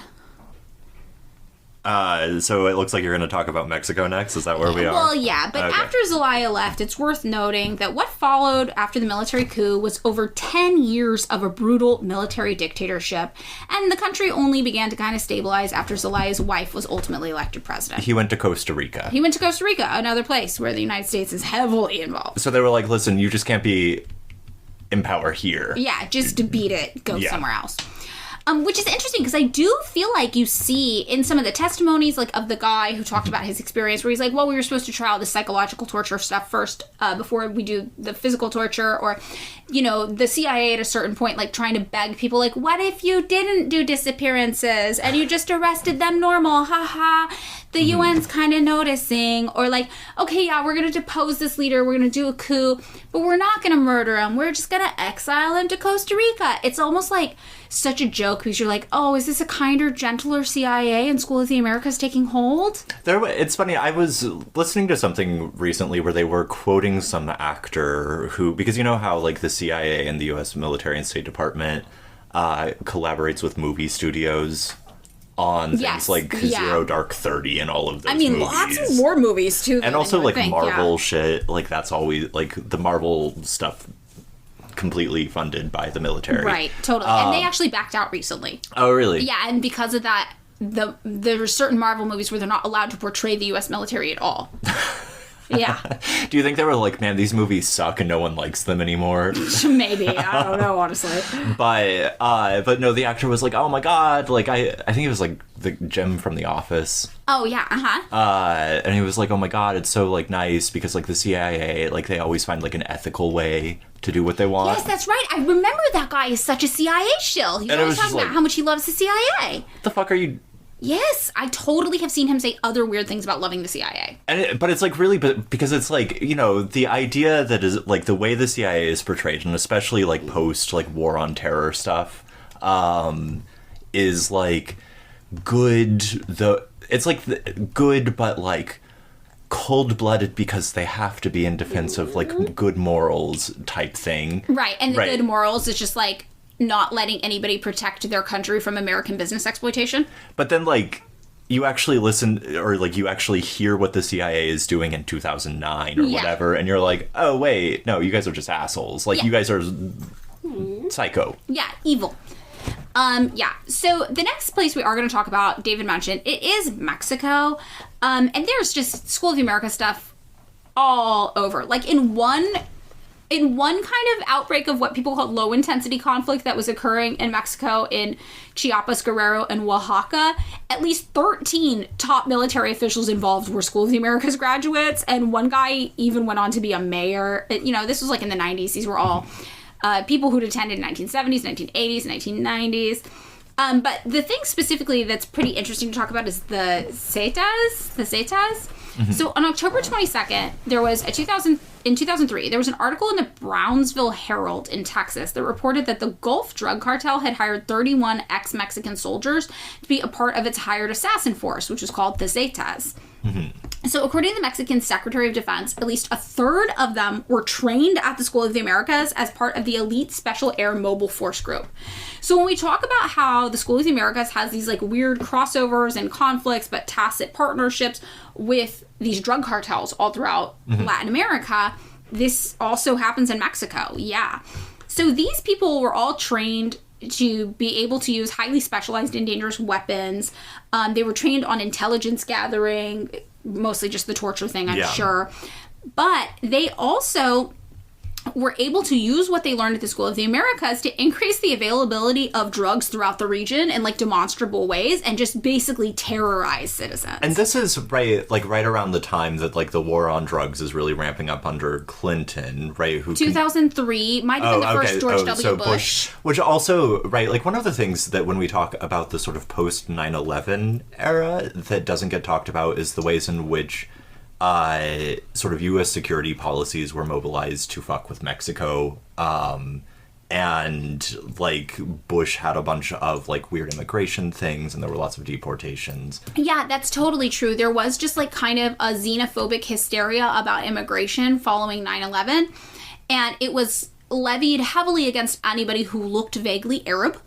Yeah. And also against Mexican people. So basically all brown people. Anyone brown was perceived to be some immigrant enemy of the United States at this time, and our immigration policies became so extreme, and the war on drugs was used as justification for a lot of these extreme approaches to immigration and just to over-policing of brown people within the U.S. borders, the whole nine yards. So just like the map that you're talking about with the Zetas, just like to get this clear in my head, right?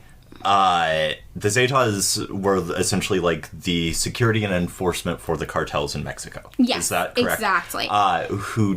It was like they were playing mercenary. They'd been trained by the School of Americas. They'd worked in various like repressive... At least a third of them were School of the Americas graduates. And then they went independent contractor, and they were like, shit, man, there's more money in the private sector. The private sector of the Gulf drug cartel. Exactly. Okay, so at the same time, the DEA is like, you know what we're going to do? We're going to engage in, like, a low-key war with the cartels. Right. Okay. So the American guys are all over the place. Yeah. You know, and this is what we mean. Sometimes the drug cartels are our enemies. Sometimes they're our friends. Sometimes they're the enemies of our enemies. Sometimes they're someone we have a tacit alliance with. And sometimes our guys just got a better job offer and decided to take everything we taught them and go work for the cartels. This is really like those like crossover things in sitcoms, like when the people from like Cheers wind up on like Frasier. Yes, exactly. This is a crossover episode, right? And the Mexican Attorney General's office ended up implicating the Zetas in dozens of shootouts, kidnappings, and executions all throughout the region, including of police officers. Yeah, that makes sense. Yeah, it does make sense.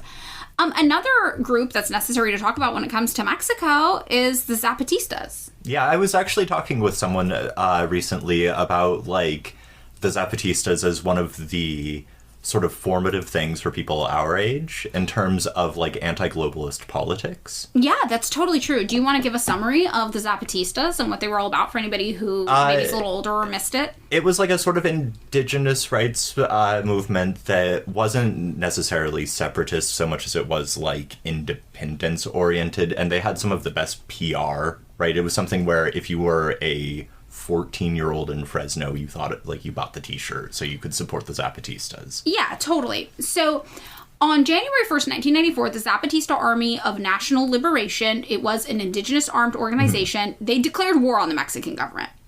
And they demanded work, land, housing, food, health, education, independence, liberty, democracy, justice, and peace. You know, so obviously to the United States, that's going to sound like communism. Commie shit, yeah. But 15% of the total Mexican population identifies as indigenous, and the Zapatistas were fighting for indigenous liberation, and it did pick up steam and was very, very popular. Yes, even places like where we grew up in Fresno.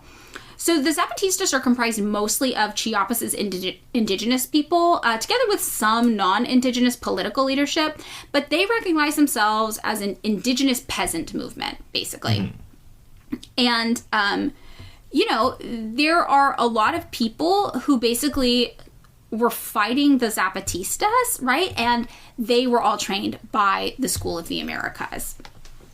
And there was one guy in particular who was a Mayor Miguel Leiva Garcia, who attended School of the Americas in 1971. And he ended up being complicit in brutal military efforts against the Zapatistas during the 12-day revolt in Chiapas in January of 1994. And this guy was so notoriously disgusting that he ended up becoming famous in human rights violations reports in the state of Guerrero as a military commander in actions against, you know, revolutionary groups going on there at the time, demanding very, very basic human rights types things. So, in addition to him, there was also the Juarez chief of police who attended School of the Americas in 1997, who was basically fighting the Zapatistas as well. He ended up getting accused of excessive violence and torture. And it's not just like the Zapatistas. I mean, it's like any kind of revolutionary group at the time. Because Juarez isn't by Chiapas. Yeah, the other thing that, as you were talking, it feels worthwhile to mention what was going on sort of in like U.S.-Mexican relations at the time, which is NAFTA, which was a trade liberation agreement. It's the North American Free Trade Agreement, which had the weird effect of limiting the types of migrant labor and changing the nature of migrant labor while liberalizing big business relationships in ways that fundamentally destroyed a lot of indigenous economies in Mexico. Yeah, so it's true. A lot of what the indigenous people in Mexico were protesting was a lot of the kind of stuff that was happening between Mexico and the United States at this time. There was also this guy, Jose Ruben Rivas Pena, who attended School of the Americas in 1980, and he ended up writing something called Campaign Plan Chiapas 94, which called for the training and support of self-defense forces or other paramilitary organizations against the Zapatistas. Mm-hmm. So, this is definitely the School of the Americas see these Zapatistas, and that's like everything that they were trained to fight out, basically. Now, there is this other guy in Mexico, Juan Lopez Ortiz, and he was an early attendee at the School of the Americas. He attended in 1959, but in 1994, troops under his command ended up massacring a group of people in a market in a small village. So this was a paramilitary-style operation. It was around 40 people who were armed with machetes, shotguns, and rifles, and they entered this indigenous community called Viejo Velasco. And some of them were wearing military and public security uniforms, and they were accompanied by and protected, really, by 300 members of the then sector police of Chiapas, who were carrying, like, AK-47s, basically. There were a lot of other people documented, too, to be part of this kind of paramilitary operation. There were 5 prosecutors from the public prosecutor's office. There were 2 just, like, experts on the region that they brought along. There was the Selva Zone regional commander of the then state investigation agency with 7 people under his command, and there was a representative of the former Secretary of Social Development. So everybody kind of knew what was happening. Mm-hmm. This was a big deal. And they forced the displacement of 36 people, most of them women and children, and they also ended up executing 6 people during this, including a pregnant woman named Maria Nunez Gonzalez. This also resulted in the illegal deprivation of liberty and torture of a young disabled woman named Petronia Nunez Gonzalez, who died in 2010 as a result of physical torture suffered that day, and 4 people during this operation disappeared. A year later, at the request of family members and members of the civil mission, the remains of at least 2 people were found buried in a place near the village, and they were identified as 2 missing elderly people, Miguel Moreno Montejo and Pedro Nunez Perez. 5 prisoners' hands were tied behind their backs during this before soldiers shot them in the back of the head. Mm-hmm. So this is kind of what's happening in Chiapas, basically. You have these... It's almost like, it shouldn't be shocking if we've heard everything before. It's like you have a revolutionary group wanting to fight for their rights and stand up against their government, doing things like NAFTA, like opening up the borders of their country for American capital and foreign interest to come in. You have these people wanting to kind of protect their homes and their people from that type of exploitation. And you see these American-trained kind of military groups in the regions where this is happening, just throwing everything they've got at the wall to see what sticks and just murdering entire villages of people where anybody is suspected of having allegiances to these types of groups. Yeah. So it is really, really, really sad and harrowing. There's also another thing we're talking about is Nicaragua, the role of the School of the Americas there. So, in Nicaragua, obviously, the group we're going to talk about, David. Oh. Sandinistas. The Sandinistas, okay. Yeah, the Sandinistas. So, do you want to do a little briefing on the Sandinistas? To be honest, I feel like I don't want to say anything. Okay. So, the Sandinistas were basically just a Nicaraguan kind of left-leaning socialist rebellion group, right? So... The Sandinista rebels had managed to overthrow in Nicaragua a U.S.-backed dictatorship of a guy, Somoza. Mm-hmm. And within months of doing this, the Sandinistas did what most socialists do the second they take over an area. Land reform. A literacy program and land reform right away. Yeah. And, I always tell people this, like anywhere socialism is implemented, literacy rates are the first thing that go up. And some people find this hard to believe.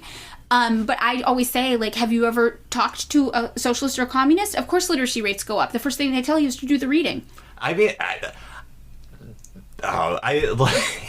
this is statistically verified. No, I mean, right, like I've seen you make that joke about the theory thing, and, like, to be perfectly honest, my least favorite part of Marxism is the word Althusser. Yeah. But, like, literacy is also good for other things and for, like, opening up economic opportunity and opening up just like abilities to communicate across the damn country. It's good. It's a good thing. It's a good thing. So the Sandinistas, yes, launched a literacy program, redistributed land to peasants, began public health campaigns, and distributed food to the hungry. Obviously, the United States does not like this because, one, they overthrew the U.S.-backed dictator to do this, and two, they're doing what the United States would call commie shit, right? So actually, the World Health Organization ended up during this time awarding Nicaragua a prize for the most significant achievement in public health, which is wild. And the Reagan administration saw this as such an affront. Oxfam even was like, Nicaragua is a great example for nearby countries. And Reagan was like, absolutely fucking not. Shut it down. These socialists are making us look bad. So there's this guy who wrote about this kind of relationship that the School of the Americas had with Sandinistas. His name was Daniel Kovalik, who's a human rights law professor at the University of Pittsburgh and the author of a book called Nicaragua, A History of U.S. Intervention and Resistance. And he says that the School of the Americas was actually essential in kind of the Reagan administration's goal of challenging the Sandinistas in Nicaragua. He said, quote, "The School of the Americas has trained military and state security forces in torture and repressive tactics against social movements. They were very important in Nicaragua in helping to train the National Guard, which kept Nicaragua down for decades. And of course, they went on to train the Contra death squads. So they played a terrible role in Nicaragua's history. And also, they were the whole time working in conjunction with the CIA in Nicaragua, too. This really famous bombing happened that kind of showcases the confusion going on between the CIA, like other Americans in the region, the School of the Americas, and just like what was happening with the Sandinistas in Nicaragua. And it was called the La Pensa bombing. Did you ever hear about this? It's sounding vaguely familiar. I haven't thought about Nicaragua as a thing for a while, so please forgive me. No, yeah. So the La Pensa thing, I had like kind of heard of, but I realized I'd never really looked into. And I think it's a really interesting thing to talk about because it just shows how confusing and muddled all of the multiple different ways that the United States is involved in all of these countries, just how confusing and complicated it gets. So basically, what this was a bombing that happened on May 30th, 1984, that happened at this remote outpost of La Pensa, which was just on the Nicaraguan side of the border with Costa Rica. This bombing happened during a press conference, and the press conference had been called and conducted by someone named Eden Pastora, who was at the time the leader of a Contra guerrilla group fighting against the Sandinistas. All right? So Pastor was the main target, but survived the bombing. Several journalists, though, were killed in the bombing. And the bombing was carried out by some person who had posed as a photographer for the news. Okay. Now, lots of people are like, the photographer, the guy who bombed, he was CIA, 100%. Some people say that it wasn't the CIA who did the bombing. It was a terrorist group that was made up of right-wing Cuban exiles who had been hired by the CIA.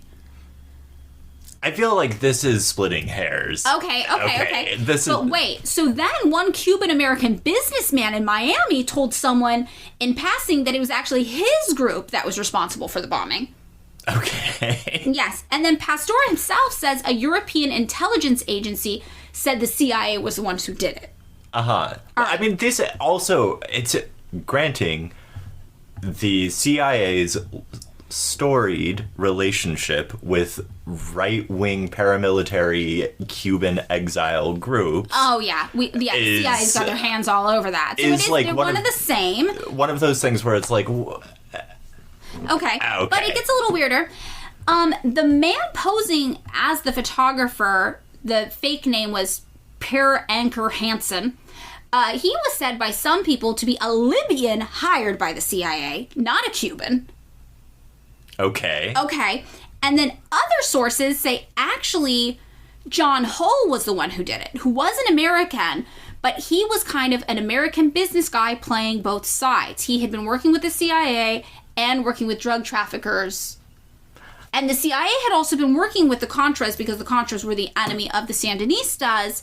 But in that way, the CIA does, where they're like, there's many, many layers between us. And John Hull was just like, I'm just going to cozy up to both of these sides and see who pays the most. If you tell me next, like, also, there was a mafia-affiliated a strip club owner involved, then, like, we have CIA bingo. We do have CIA bingo, yeah. So, one man reportedly was trying to track John Hull, the American business guy who was kind of playing his own sides with the CIA and drug traffickers. One man was like, I'm going to track Hull and I'm going to track the Cubans following this bombing. And he was suddenly disappeared. Everybody was like, wait, what happened to that guy? Where'd he go? We were supposed to tell him all this info he asked for. And somebody else was like, he is gone. He is not coming back to Nicaragua. He is actually in the United States at the School of the Americas as we speak.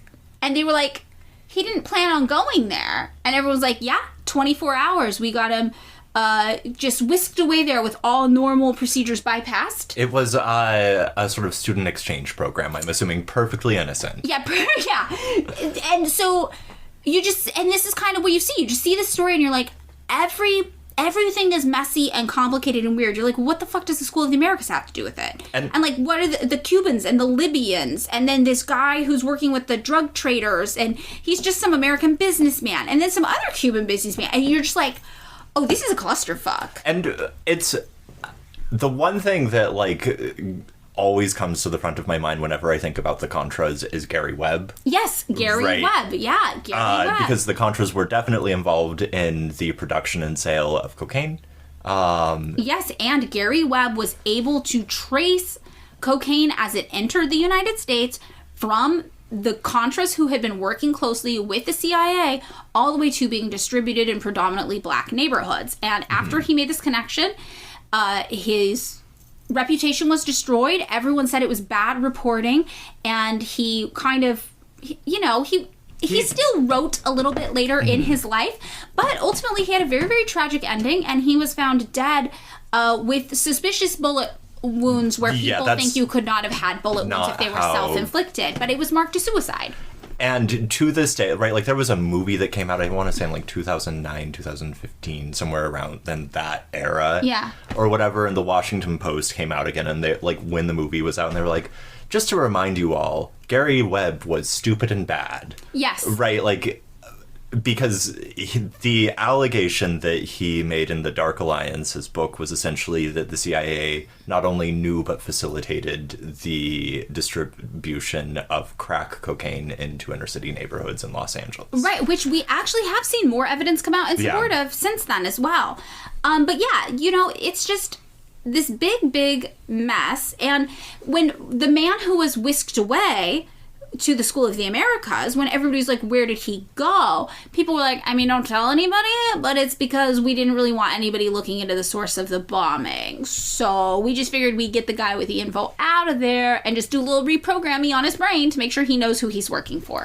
This was the non-torture psychological kind of thing that they were probably doing, I'm assuming. Yeah, probably. But I feel like they took him to School of the Americas as almost like a bribery type thing.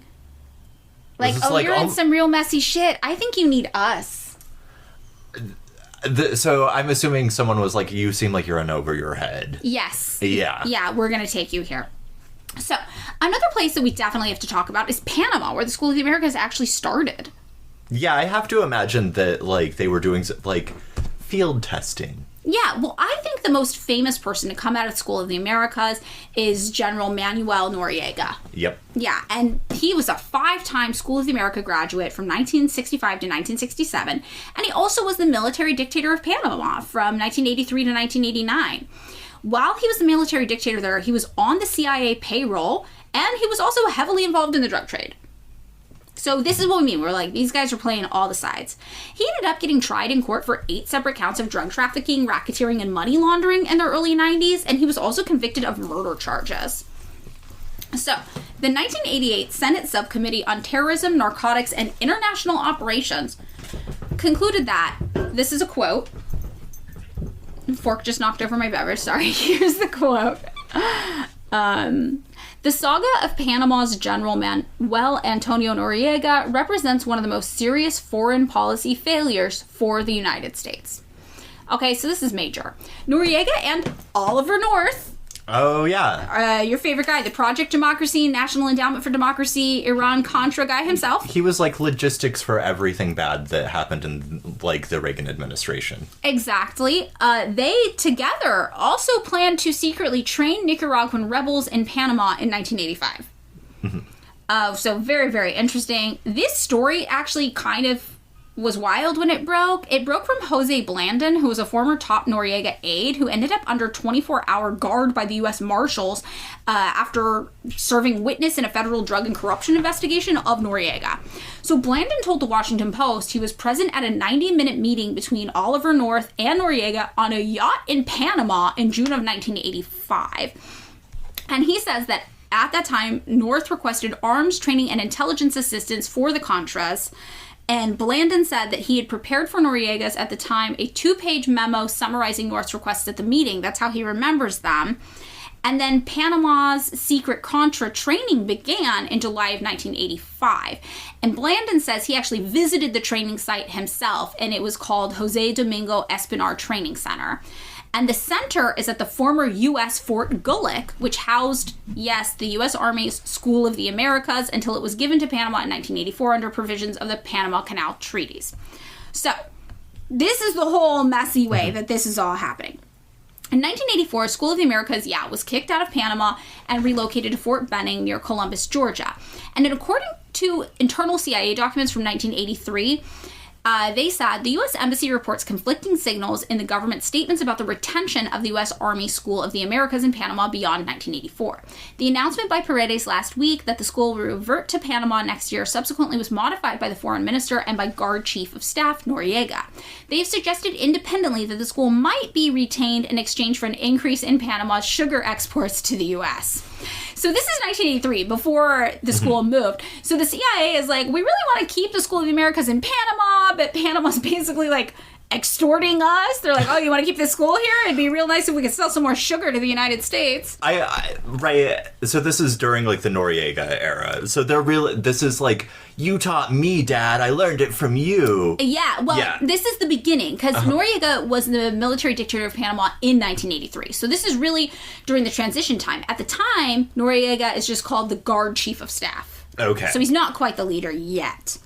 But then the following year, 1984, additional documentation inside the CIA is saying the U.S. Embassy has confirmed that efforts to obtain an agreement extending operation of the U.S. Army School of the Americas failed, and that the school was closed as scheduled. Moreover, both President-elect Barletta and Defense Chief Noriega have confided to U.S. officials that an agreement under the new administration, which assumes office on October 11th, is unlikely. The key reasoning, according to the CIA, ended up being that Paredes wanted the USA to keep a lower profile in the Panama Canal Zone, and the United States just did not do this whatsoever.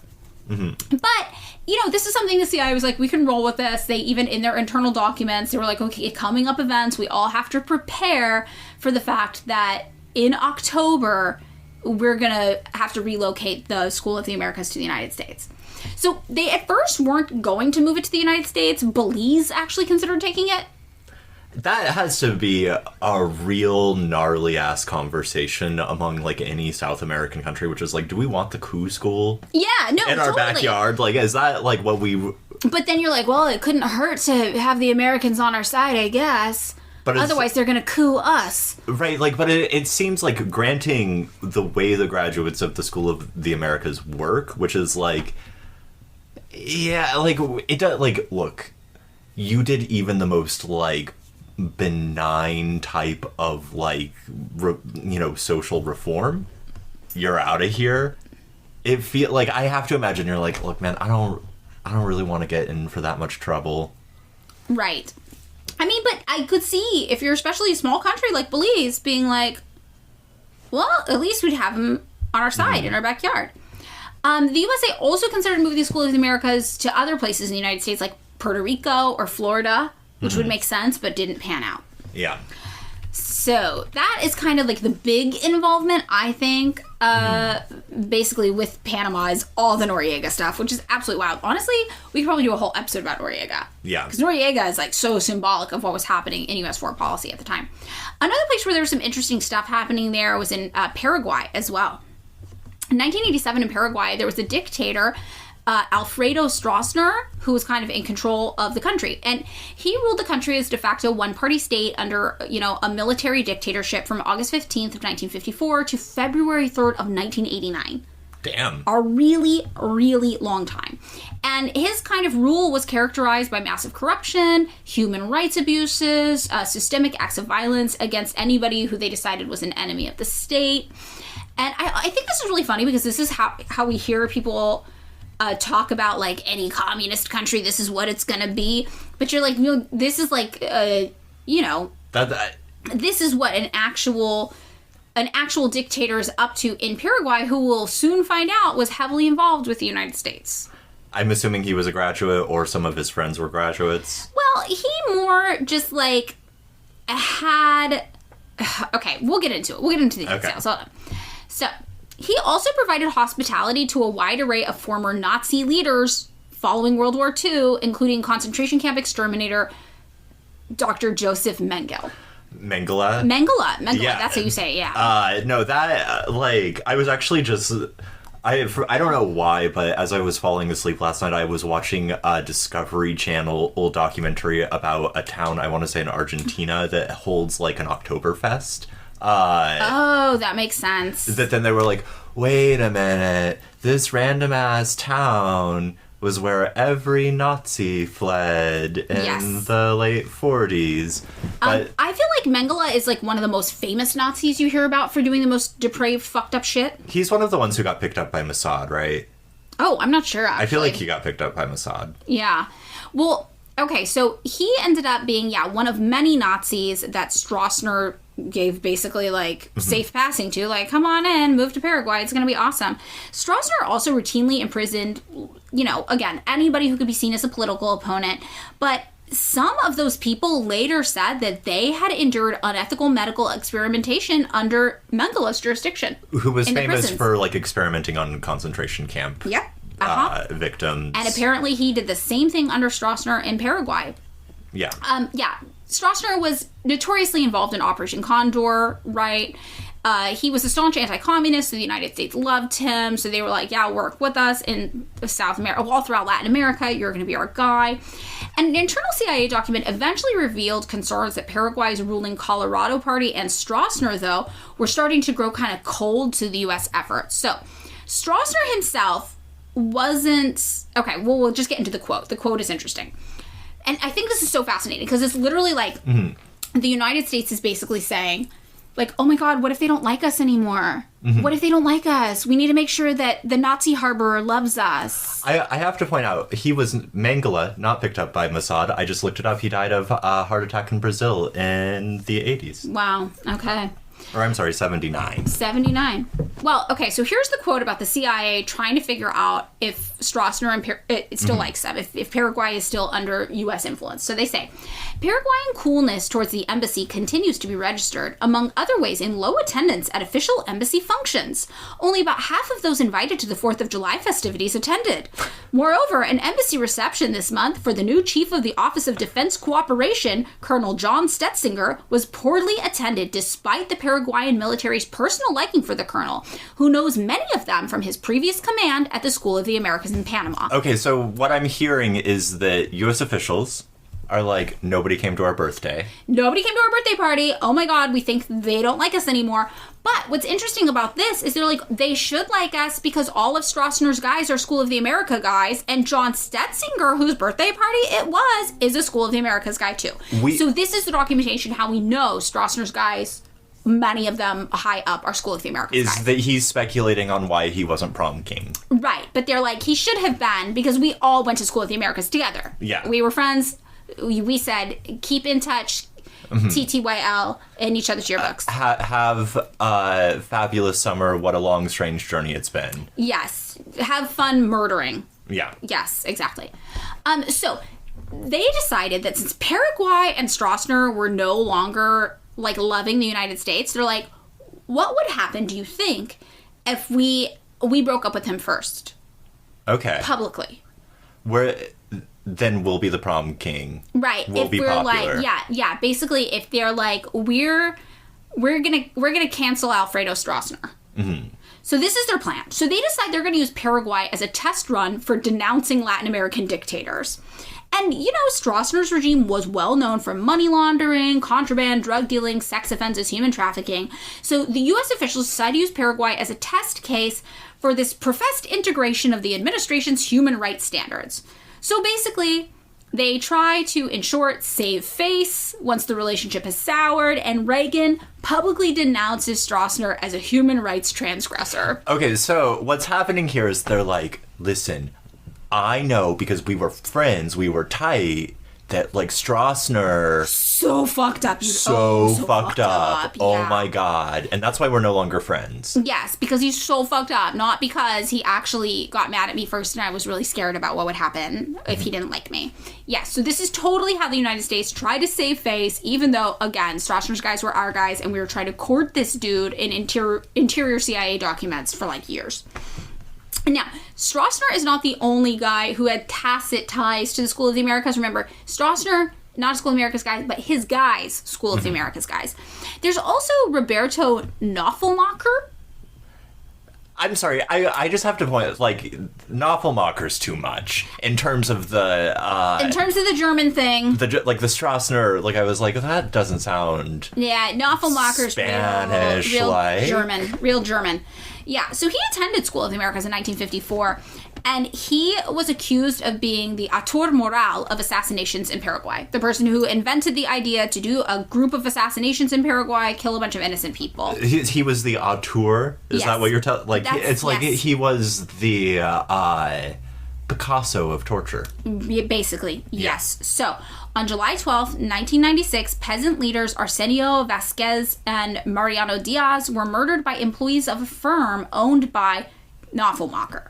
So the murders were followed by the destruction of their homes and the forcible removal of peasant families from a piece of land that Noffelmacher just claimed, like he owned it.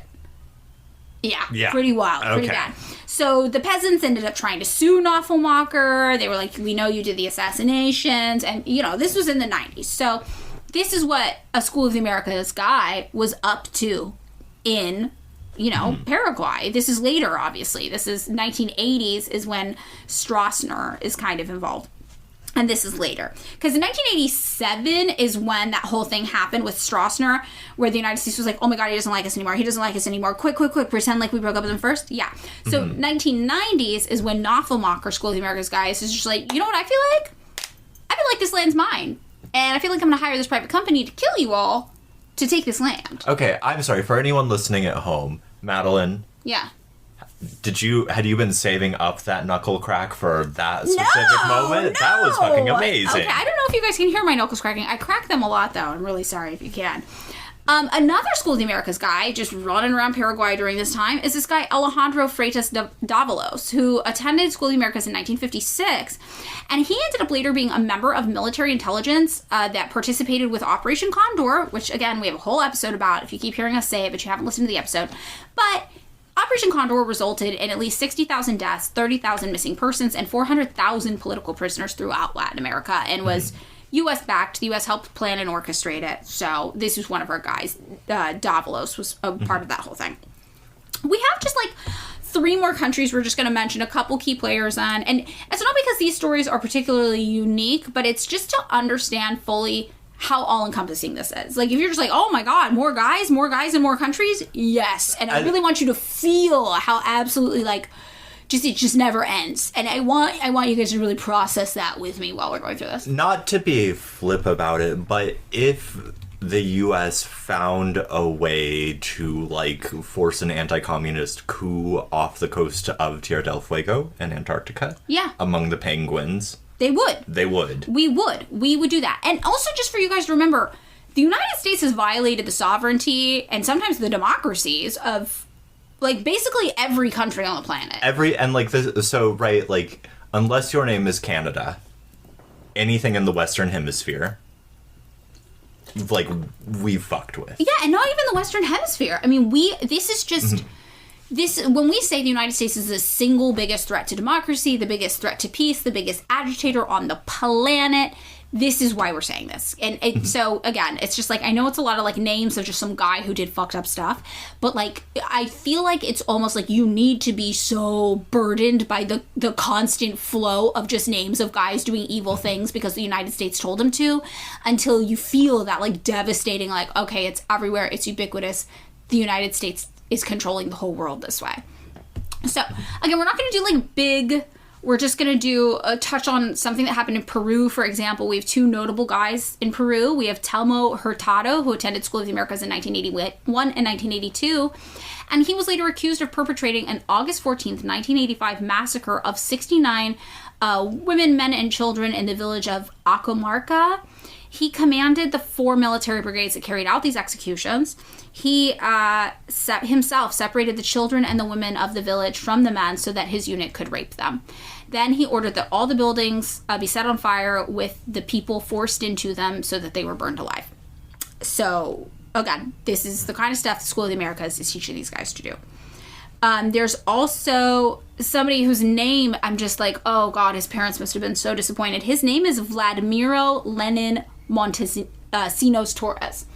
So he was named after Vladimir Lenin. This is the fail son to end all fail sons. Oh, yeah. He attended School of the Americas in 1965, and he was a former chief of intelligence who allegedly ran the Colina death squads linked to the La Cantuta murders and disappearances that happened in Peru. So, yeah, this guy, his parents were obviously communists. They named him after Vladimir Lenin, and then he ended up working in anti-communist death squads funded by the United States. You gotta imagine that, like, there's a little bit of, like, Boy Named Sue stuff for him, where he's like, I have to prove my anti-communist credentials because this Vladimir or Lenin shit can't fly. Yeah, definitely. No, I could see that for sure. It was just, seeing that name, I was like, whoa. Also in Uruguay, Captain Luis Alfredo Morente attended School of the Americas in 1969 and 1976. And he was involved in this clandestine detention center called Automotores Orleti, which operated in Buenos Aires during the 1970s. And he was also part of the Uruguay Defense Intelligence Services. And together with 3 other ex-military officers, he ended up later facing charges for the disappearances of close to 100 Uruguayan and Argentinian citizens, which also included some kidnapping charges and illicit association charges. And if you're like, wait a minute, Uruguay, Argentina, remember, under Operation Condor, everybody basically was like, you don't have borders. Just go into whatever country you want, take the people you don't like, and do whatever the fuck you want with them. We don't care. We are all a part of the global anti-communist, like, paramilitary brotherhood Exactly. Kind of thing. This is what the United States was helping kind of orchestrate amongst everybody. And then the last country we're going to talk about just a little bit is Venezuela. There's General Ramon Davila Guillen, sorry, who attended in 1967 the School of the Americas. In 1996, in November, he was indicted in connection with a shipment of 1 ton of cocaine that entered Miami in 1990, and he says that was authorized by the CIA. He was like, that wasn't me. The CIA told me to do that. This is a School of the Americas guy. And in 1993, the CIA was like, you know what? We did tell him to do it. What are you going to fucking do about it? Nothing. Wait, and so they left the guy, they hung the guy out to dry for 2 years? 3 years. 3 years. And I was like, you caught us. Yeah. So this was a School of the Americas guy. And the CIA was like, love to see you coming out of the School of the Americas, bestie. How would you like to be a patsy for us? Okay, here's the thing. Do you think that, like, someone at the CIA was just like, fuck, we did not call the person at customs. There's some harried middleman style CIA guy who's like, I had so much paperwork. I had, tons of people to torture. It was a Friday. It was 5:00. I forgot. So funny. I forgot. Oh my God. And then by the time they were like, Dennis did it. It was 3 years later. Yeah, it was 3 years later. Yeah. Either that, or the thing I think about a lot is they're like, haha, we're doing our scheming. And then next thing you know, the DEA shows up, throws on all the lights, and is like, hands up, DEA! And the CIA is like, fuck, what are they doing here? We forgot to call them. Well, you can't. The CIA couldn't call the DEA though, because the DEA hated the CIA. Yeah. So I think that's why they like have all these wars with each other. Which is not to say, like, the DEA also bad. Also bad. These are all bad people. Yeah. No, all bad people fighting with each other. And then there's also a few other people. There's Army Commander-in-Chief Efren Vasquez and General Ramirez Poveda, who attended in 1988 and 1972, respectively. They worked together to try to lead a failed coup in Venezuela in April of 2002. Pretty recent. We were in high school. So Otto Reich, who was then Assistant Secretary of State for Western Hemisphere Affairs, shared his support for the coup in the new government when it was happening. Mm-hmm. He was like, oh my God, our besties, Efren Vasquez and Ramirez Poveda, are staging a coup. So excited to see what the coup brings about in Venezuela, which is embarrassing because it failed. But it didn't matter that he called it wrong because Otto Reich that same year was appointed as WHINSEC, Board of Visitor member, to oversee the democracy and human rights curriculum as well as operations at the school. And remember, WHINSEC is the name that School of Americas later takes on, which we're going to get into in a few seconds. So, Reich himself met with these specific School of the Americas graduates prior to the coup and advised business leaders Pedro Carmona, who subsequently seized the presidency. Okay, so after the failed coup, someone else eventually, they get it right. He later became president, though. Yeah. Remember. So that, I think, is why they're like, oh my God, sometimes a coup is not just a coup. Sometimes a coup is just someone won an election. And you're like, well, that's because the United States does it. They're like, we're going to just create so much propaganda, so much misinformation, so much money, make so many fake grassroots campaigns there that we are going to just win an election, but we did it via a coup. I see. Because we tricked everybody, and then we won the election. So that's kind of what they did with Pedro Carmona. So, now that we have, I'm going to say, a pretty comprehensive understanding of what the School of the Americas trains people to do. Which is torture and murder. Torture and murder people all around the globe in a way that hopefully aligns with the United States' best interests. Their biggest, their emphasis, right? Like, we have other things for, like, the Middle East and South Asia. No, yeah, this is the Latin America. This is the school of, like, let's fuck up the Western Hemisphere. Yes, okay, you're right. Totally. So not all over the globe. All over our chunk of the globe. Stay in line, Canada. Yes, you're next. Yes. So, School of the Americas, as we touched on in our first episode, eventually did undergo a transformation. Mm-hmm. It's Gay Pride Month. She transitioned.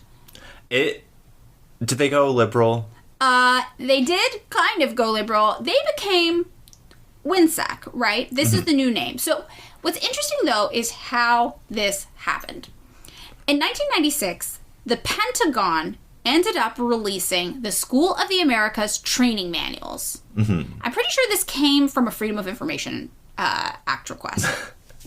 So they released these. And it also included CIA training manuals because the School of the Americas was using CIA training manuals. Oh, sick. So a bunch of training manuals get released. 7 manuals total. And they get released in 1996, right? And everyone starts looking at them. Like, media starts looking at them. Average people start looking at them. The 7 Army manuals that released were training Latin American militaries to, yes, infiltrate and spy upon civilians, including student groups, unions, charitable organizations, and political parties, to confuse armed insurgencies with legal political opposition. Political opposition. No, that makes sense. I feel like thus far you haven't said anything that like intelligence doesn't do in the United States. Totally, you're right. They also trained these people to disregard or get around any laws regarding due process, arrest, and detention. Ditto. Yep. And they advocated for torture, extortion, execution, blackmail, and the targeting of civilian populations. That's a little far for the United States, but like not even that. Like no, they do that. Fred Hampton was targeted for execution. Yeah, no, it's just maybe not on the scale. Yes, totally. So the release of these manuals also proved that U.S. taxpayer money was being used to teach Latin American state forces how to torture their own civilians. Yeah. So this upset everyone. This But- upset the fiscal conservatives because they're like, that money should be spent teaching our police forces how to torture our own civilians.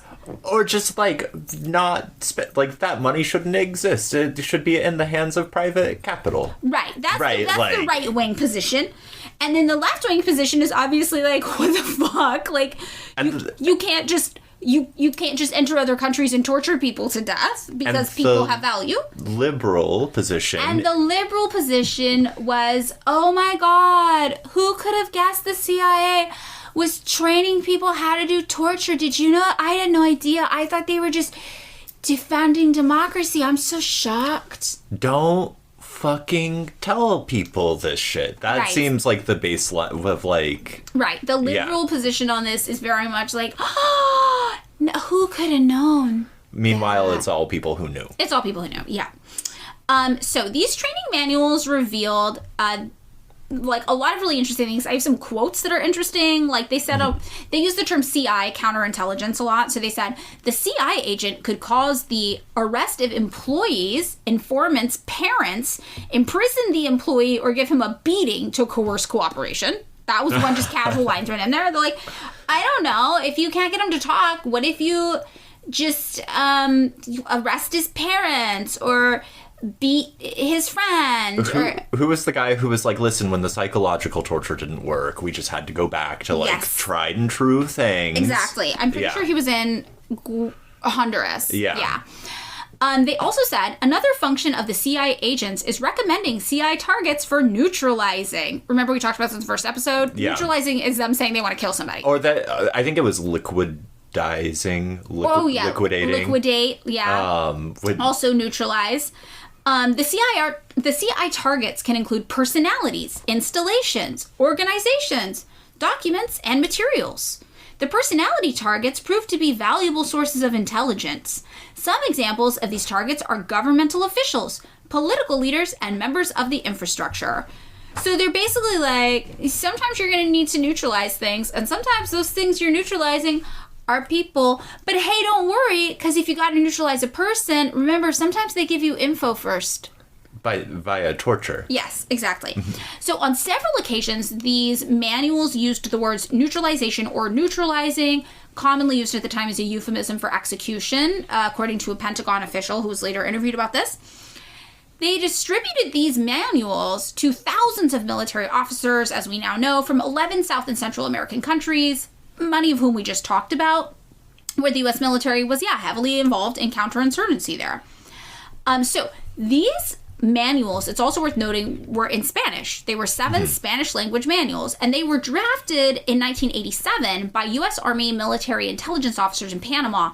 But, they referenced a lot of training documents that had already existed for different American kind of, branches. So they were based in part on lesson plans used by School of the Americas instructors going back to at least 1982. And we also know they were based on older materials dating back to the 1960s from something called Project X, which was the U.S. Army's Foreign Intelligence Assistance Program. The U.S. government estimated that as many as 1,000 copies of these manuals were distributed at the School of America and just throughout Latin America. Just to other people who didn't even go to the School of the Americas. So it was like, you know how, like, a lot of big universities have, like, little satellite campuses now? It was like that. Right, like, they were like, listen, not everyone can come to Panama. Sometimes you have to go to, like, the, like, School of the Americas satellite campus. Yes, you do. Imagine, though, you are your 25 guys in a battalion, and you're like, what are we going to do? We're going to go enter this college campus and we are going to murder some priests. And then 19 of you are like, we all know how to do this. And then there's 6 guys who are like, wait, what? What are you guys talking about? Did we miss a meeting? And then the 19 School of the Americas graduates have to be like, fuck.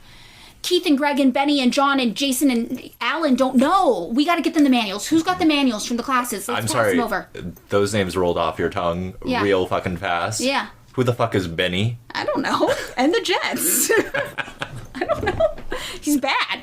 We don't like him. Okay. He's a bad dude. You're he was in the death squad. You're a Sharks person, not a Jets person? Yeah. This is what I'm getting from this. Okay, well, this is, though, the kind of ways that these could have been distributed. Also, these reports revealed that the manuals were used by U.S. military mobile training teams in Latin America. Those are the satellite campuses kind of that you were referencing.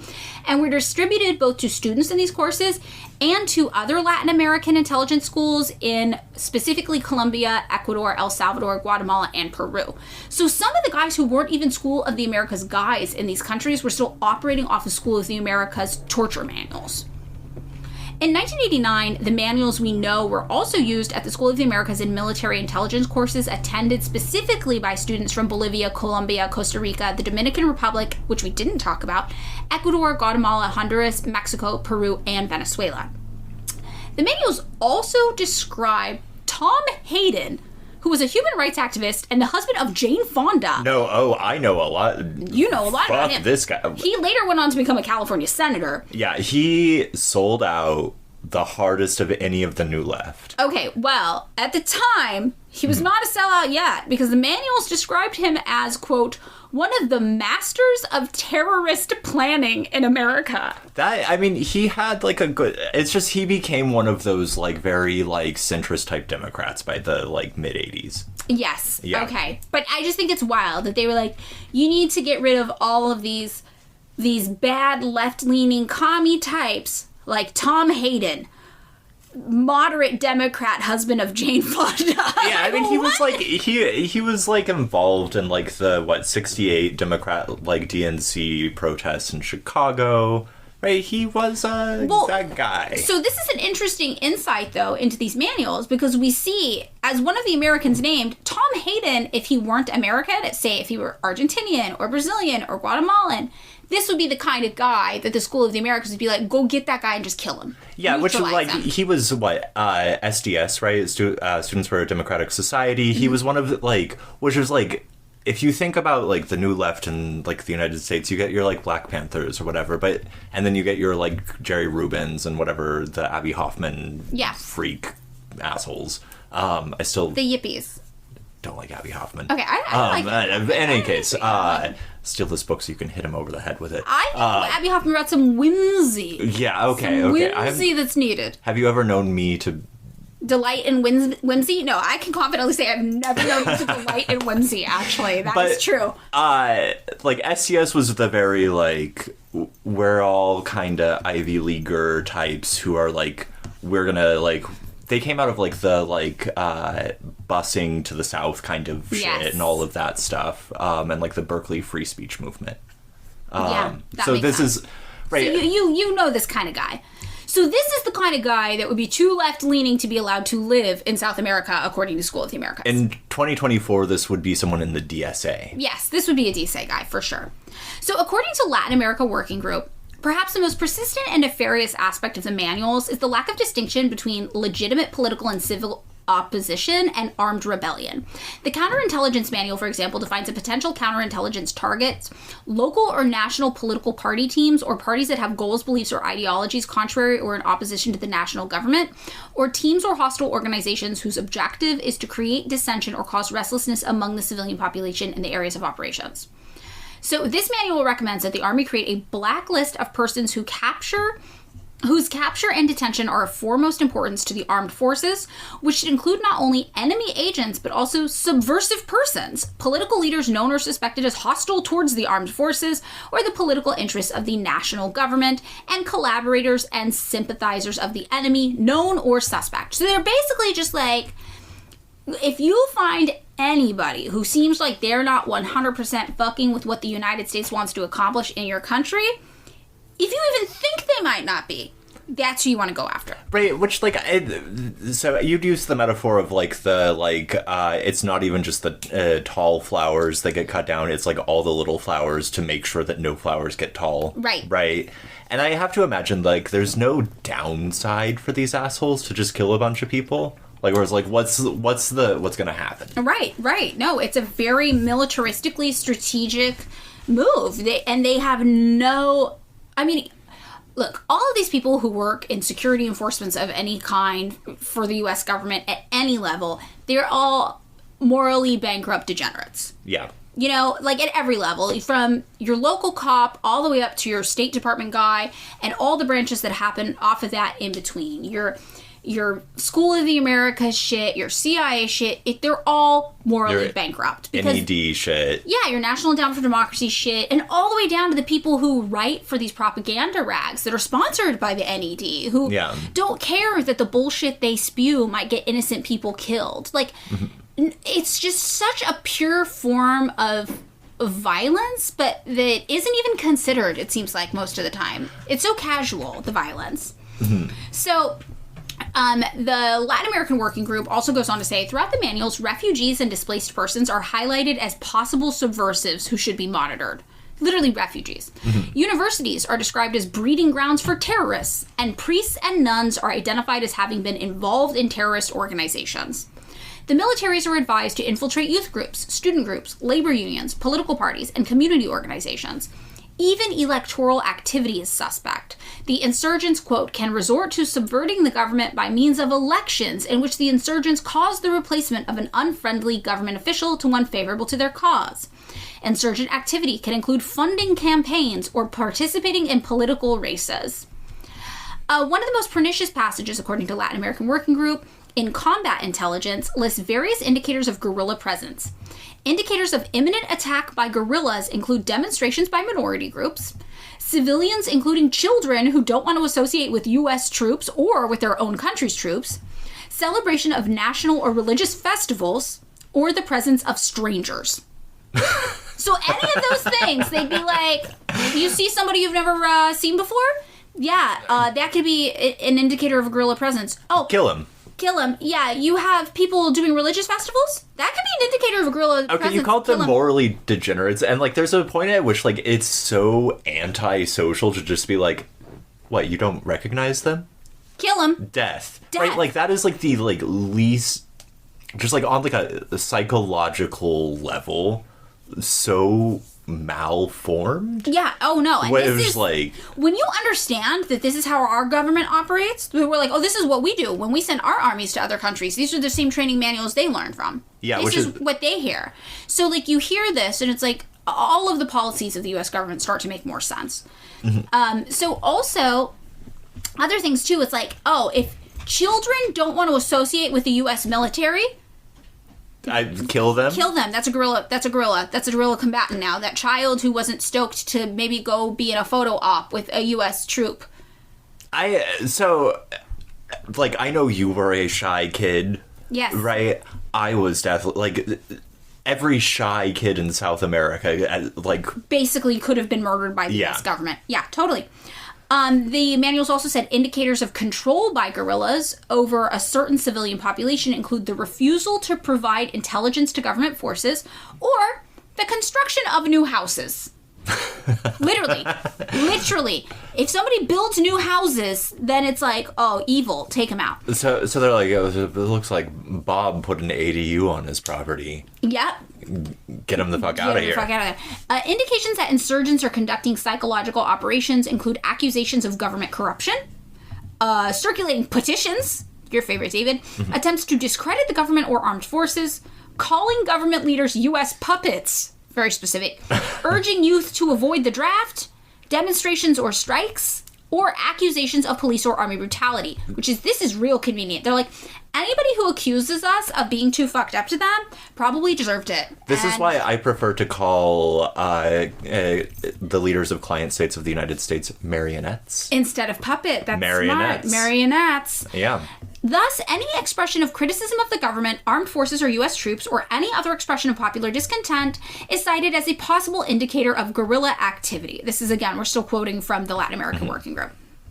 The manual recommends drawing maps that use different colors to depict civilian populations as loyal to the government, ambivalent, possibly loyal to the insurgents, and areas controlled by the insurgents. So when they're committing, like, mass genocide against indigenous people all in one area over the course of a few days, it's because they color-coded a map and they were to like, do so. Everyone in this area are possibly loyal to the insurgents, go into town and kill them all. And that's how we see, for example, December 11th, December 12th, December 13th, just villages right in a row. Yeah. Boom, boom, boom, boom, boom. People systematically wiped off the map. So, this all comes out, right? People are pissed. Everyone's like, what?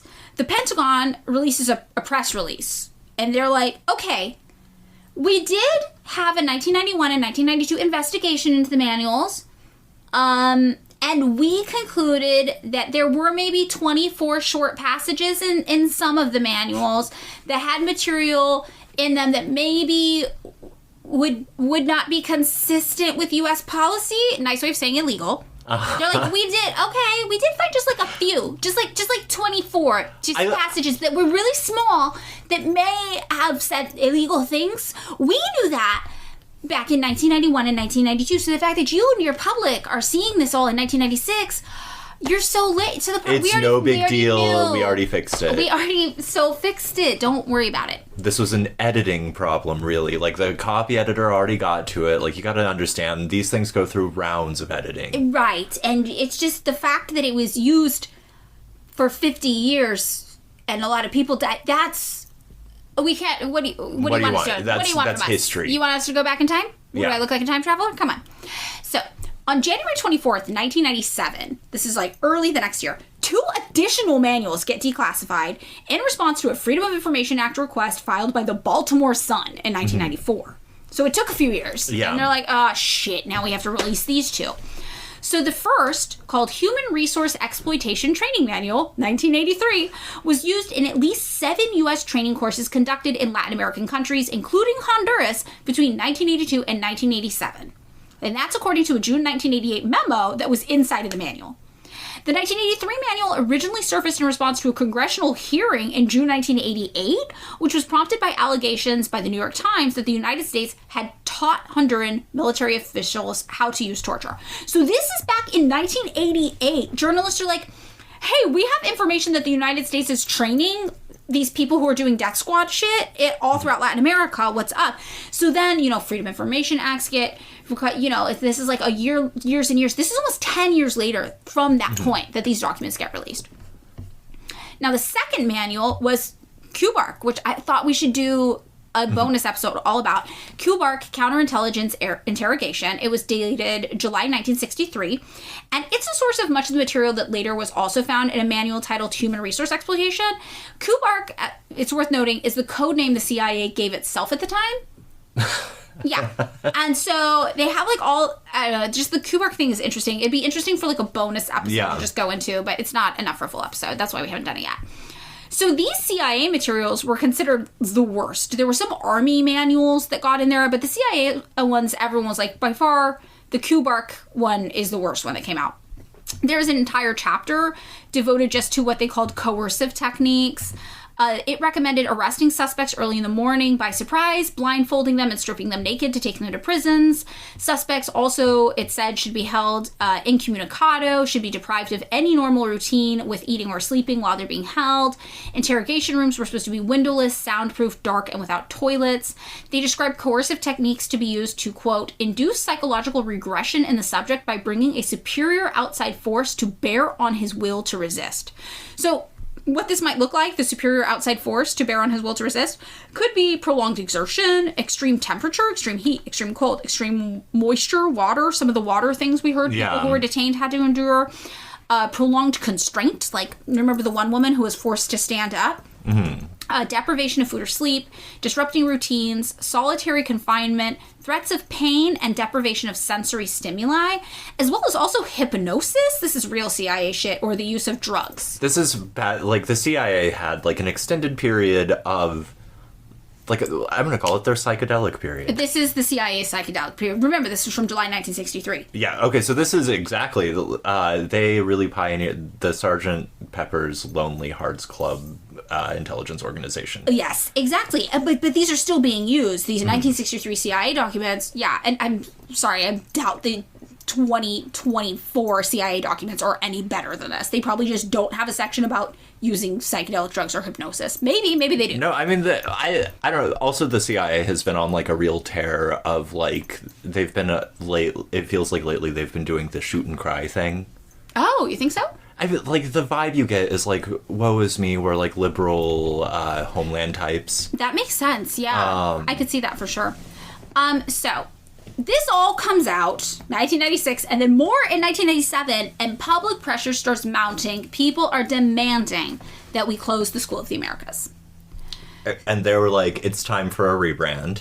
And they are like, it's time for a rebrand. So, in the year 2000, according to the Department of the Army, the School of the Americas budget was estimated to be roughly $5 million for the year. Sorry, I'm going to have that song stuck in my head for forever now. Which one? Lifting me up in the year 2000. Oh, yeah, okay. Hope. Yeah. However, in the wake of the manuals being released and the public pressure to close the School of the Americas, a bipartisan amendment gets introduced to close the school completely. House of Representatives, though, defeats it. And this is Panama at the time is like on the School of Americas, right? Well, Panama is like, it's not here anymore. Oh, okay. It's all in Georgia. Uh-huh. Because remember, that was like back in the 80s that they were like, you can't do this anymore. You're not buying enough of our sugar. Get out. Sugar's got so much fucked up shit in this world. I know. We should do a sugar episode, too. So, instead, they opt to conduct a congressional investigation. And they're like, we're not going to close the school entirely. We're just going to do like a little investigation into it. And this won by just a 10-vote margin in the House of Representatives. So, 2001 comes around, and the Department of Defense responds by placing the School of the Americas with the Western Hemisphere Institute for Security Cooperation, WHINSEC, in January. So they're like, it totally doesn't matter because the School of the Americas doesn't exist anymore. We are shutting it down, actually. Yeah, and instead we're doing this totally different thing that's basically the exact same thing, but we swear it's totally different now. And we're just moving it over, and it's WHINSEC. Honestly, I gotta say, in terms of branding, just in terms of a title, WHINSEC is so, like, my mind has already forgotten what you told me that stood for. Yeah, right? Yeah, Western Hemisphere Institute for Security Cooperation. It doesn't matter. Like, at a certain point, like, I'm never going to remember that. It's such good branding because it's like those, like, faceless office complexes on the edge of, like, City of Commerce kind of thing. Totally. Again, banality of evil. Yeah, where it's just like, what? This is like an office park. Yes. Now, some things about WHINSEC that changed from the School of the Americas is that WHINSEC got even more secretive. They now refuse to publish the names of military trainees, and they have just turned down Freedom of Information requests. Oh, you can do that? We're not doing that. Yeah, well, apparently WHINSEC can. I think you can if you say that it's a matter of national security. Oh, which is at, like, and this is also, we are now in the War on Terror era. 2001, peak timing for them just to be like, nope, national security, can't do it. Fuck you guys. Yeah. Can't do it. So, 2010, by this point, they have fooled nobody. They've been in business 9-10 years, and international protests start erupting, calling for WHINSEC to be shut down. It's led by this group called School of America's Watch, or SOAW, which is founded by Father Roy Burgess. And this School of America's Watch, they have a website you can look at. It is full of documentation. They have cataloged of the abuses of the School of America graduates for more than 20 years. So these protests took place in the United States, but they also took place in 14 Latin American countries, including Chile, Honduras, Guatemala, all these countries that have been devastated by the policy efforts of the School of the Americas. By 2015, WHINSEC had started changing the types of people it was training, or not changing, but adding on something new. And the thing they end up adding on that's new is Border Patrol. Oh, boy. They're like, you know what else we're going to train? ICE. ICE. We're going to train Border Patrol. Yeah. Here in the United States. Because remember, they're all about dealing with Western Hemisphere security internationally. ICE, yeah. Do you remember that, like, there were news reports? There were a bunch. I was thinking about this the other day that, like, Al-Qaeda was going to come through the Mexican border. No, I don't. Oh, my God, no. There was, like, CNN tonight, like, what is the next 9/11 coming from? Like, that kind of bullshit. I mean, I do remember there's a lot of fear-mongering. I think I've told this story before, but my aunt didn't want to go to the Fashion Fair Mall in Fresno, California, because she thought the terrorists were going to bomb the Fashion Fair Mall. Yeah, I think I've told you the story about, like, we're going to get anthrax from crop dusters. And yes. I remember because my mom used to work in Madera, which is a farming community outside of Fresno. We would drive to her workplace, and you'd see, like, the crop dusters or whatever, and I'd be like, I don't think they need anthrax. They're literally spraying over the 99 freeway with, like, really fucking toxic, like, DDT-style pesticide. We're already dying, yeah. Yeah. So, by 2015, the first U.S. Border Patrol agent graduated from WHINSEC. And this basically means that we are now training Border Patrol agents in the United States in this highly militarized way based off of the ashes, maybe, kind of, sure, but everybody says it's the same thing as that organization, School of the Americas, which used the CIA torture manuals to advocate just fucking with people as much as possible. So we're basically creating this heavily militarized state security force that targets civilian populations in the United States, but because it's Border Patrol, extra if you're a brown person. It's okay. This is an axe I have been grinding for a long time, so please forgive me for mentioning this again. Under Clinton, before War on Terror stuff, there had been something called Operation Gatekeeper, which changed the status of migrant labor, which meant that it was more difficult for migrant labor, especially prominent in the West and Southwest, to cross back and forth between the Mexican and American borders according to seasonal harvest type things. That change in the status criminalized migration in a way that further War on Terror type thing just took the already criminalized status of migrant labor and turned it into something it was more making it more efficient. Yeah. No, this is totally true. I mean, I think we talked about at the beginning of the episode, it's basically since 2001, even more so than before, but even before that, very obviously, it's all of the changes that have been made to immigration policy are literally just targeted at brown people in mass, regardless of where you're from.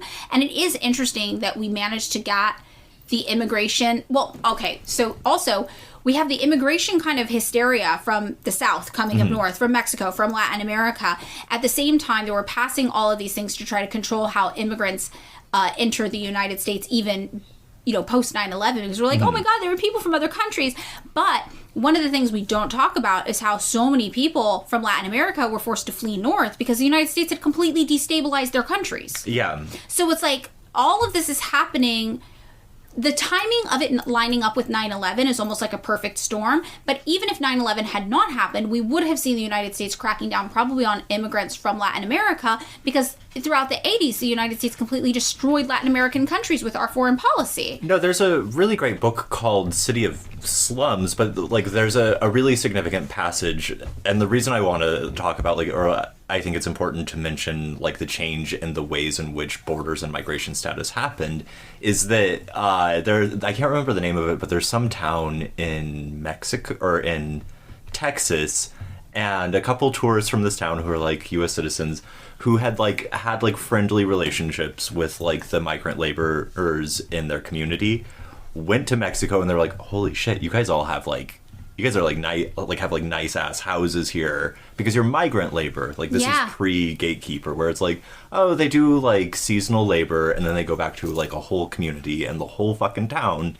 in Mexico would come up and do migrant field work in Texas and then go back. So that change in the legal status of migrants gets folded into the criminalization of movement across borders. Yeah, totally. Sorry. No, don't be sorry. No, I think that's all important to note because all of these things are so interconnected. So, in 2019, we had somebody publish some info about WHINSEC. Remember, they're notoriously secretive, but we got some info on them. We found out at the time that they were still training Latin American security officers, just like when it was under the name of School of the Americas. In 2019 alone, WHINSEC trained 490 government security forces in Colombia, 201 government security forces in Chile, 146 government security forces in Honduras. So we know that they're doing the same things they've been doing all along. We also know that, yes, they are still training U.S. Border Patrol at this time. A contract between Border Patrol and Winchester Ammunition became public, and that confirmed that Border Patrol purchased 33 million rounds of bullets and made provisions for a future purchase of more than 330 million additional rounds over the next 5 years. Which is wild, because you're what is Border Patrol doing with hundreds of millions of rounds of bullets? Presumably shooting water bottles in the desert. Yeah, I'm sure that's it. Which, no, I mean, like, that is a real, like, because, right... Oh, yeah, because people leave them, and then, no, that's true. I was picturing, like, shooting bottles off of a rail, you know, like old-timey bored cowboy style, but no, this is totally true. People leave water bottles for people who are crossing the desert to enter the United States, and, yeah, they will destroy them. So I think the only way you can think of this is, like, Border Patrol is waging a war against immigrants. No, I mean, I think, right, like... It sounds so normal to us. My sense, like, you know, I think... how do I put this? When people from places that... If you grew up in the San Joaquin Valley, that's how I'll start. Your life is conditioned by migrant labor. Yeah. Right? Like, that's normal. I think that's true in most places with, like, large agriculture in the United States. It's not just a California thing. Right. It is not... Borders are fundamentally violent. It is a way of policing and doing violence to, like, the natural migrations of people. That's just... at least for me. Yeah, sorry.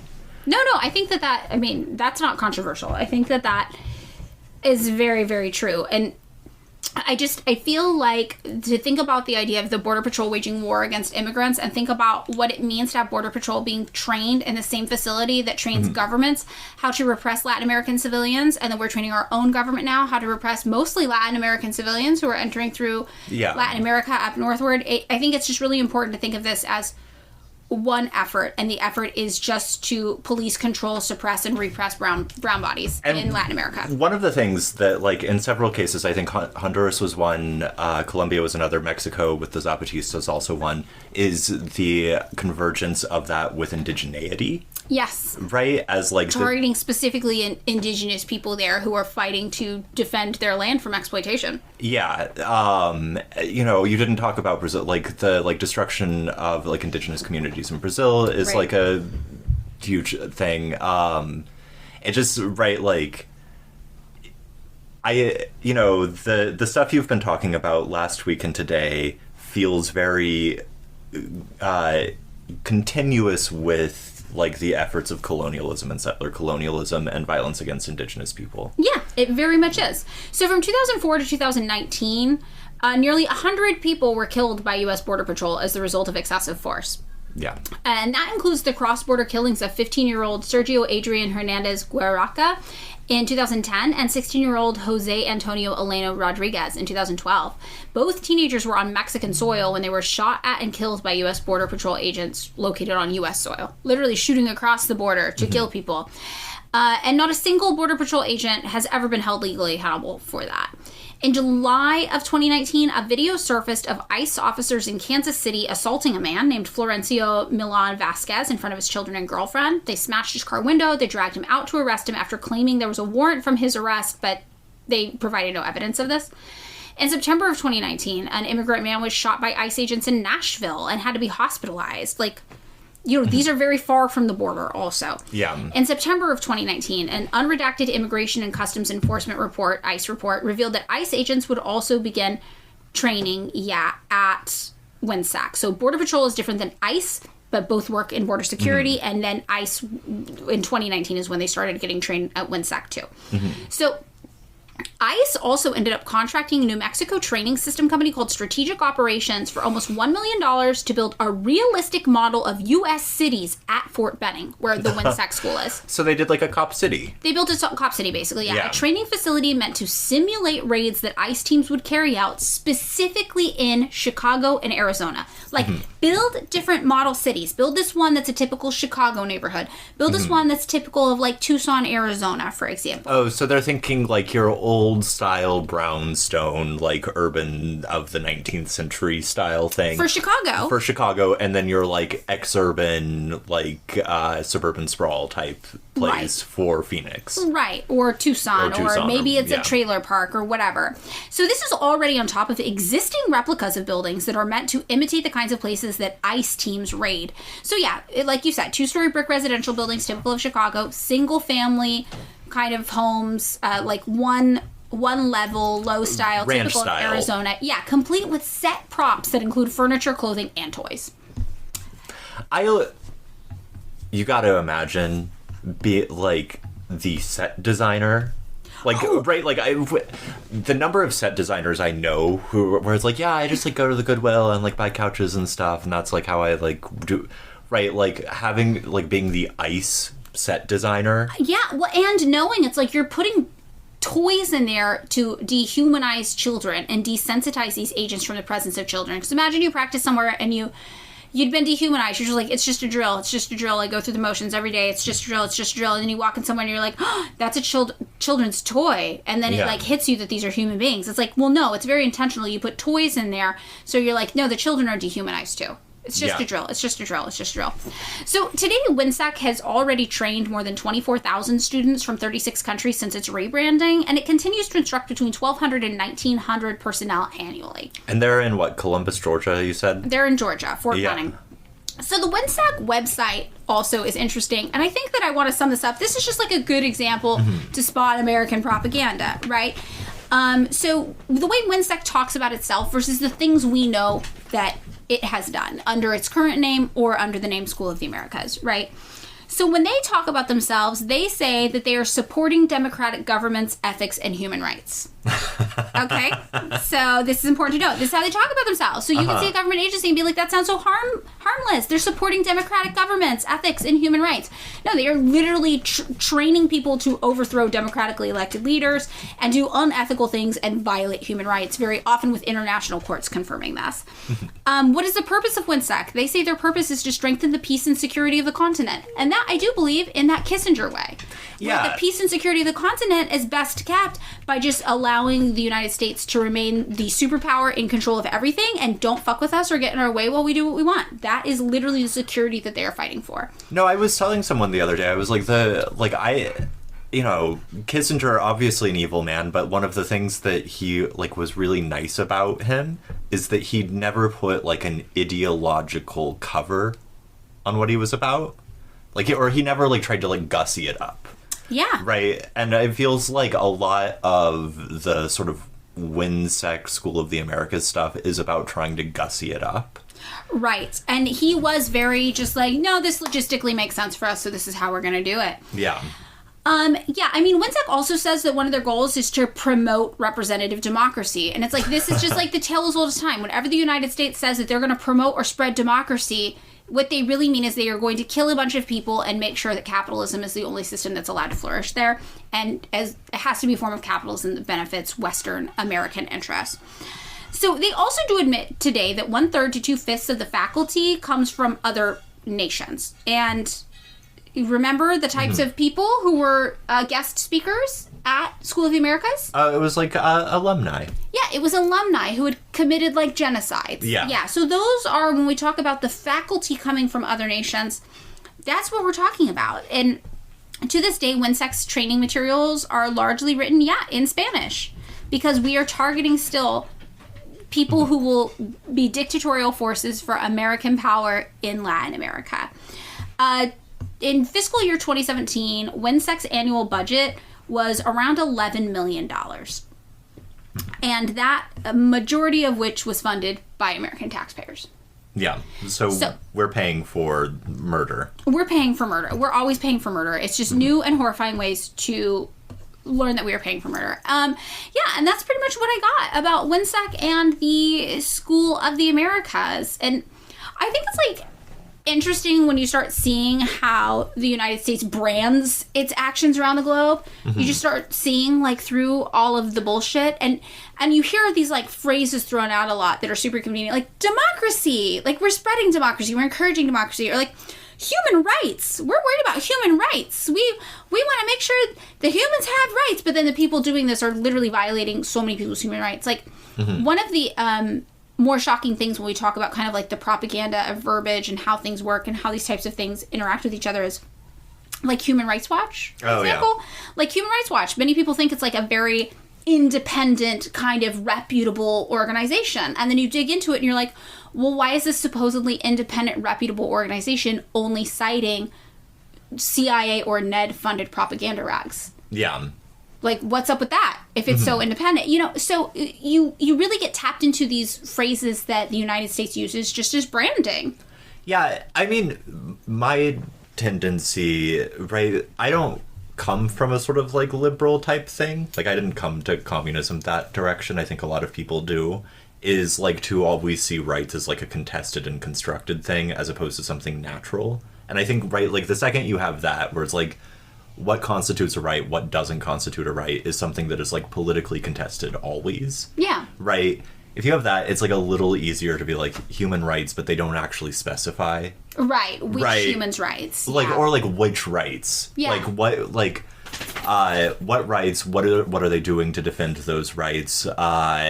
Who are they defending? Like asking like the concrete questions. The who, what, when, where, how. Well, you know, at the end of the day, I think, David, the rights that they are defending is the rights of the American businessman who has been stomped on and oppressed for too long by regulation and pesky indigenous groups not letting them steal things from their communities to make a profit. I still in my head the Zapatistas are folded into like the Seattle WTO stuff and all the anti-globalization as there was in a way that where it's like the last gasp of like the American left was this like anti-globalist or like anti-globalization, anti-NAFTA, like pro-Zapatista thing, and then WTO protests in Seattle happened, riots, 9/11, and it was like the left just died. And it's just, yeah. Well, do you have anything else you want to add to the end of our last part of our School of the Americas episode? No, I think I'm all good. All right. That's it. Another depressing one. Now go live your lives. Oh, we're gonna talk about Kim Philby and Guy Burgess and lots of gay shit, and like I think we're taking a break. Yeah, we're gonna do that. Oh, that's gonna be on our Patreon coming up. So if you're not a Patreon subscriber yet, you know, I think it's going to be good. This is going to be it's a two-parter bonus episode we're releasing. At least two. I month. feel like I'm mostly through writing the second part, and I haven't even gotten to the discovery. Okay. It's going to be a good one. All right. Wow. Thanks so much for listening to another episode of Pick Me Up, I'm Scared. If you would like to join us on Patreon, you can find us there at patreon.com/pickmeupimscared. For $3 a month, you can access bonus content there. But if $3 a month is too much for you to spend right now, we totally get it, and we're just happy you're here. As always, you can find the sources for this week's episode just by scrolling down a bit in the description.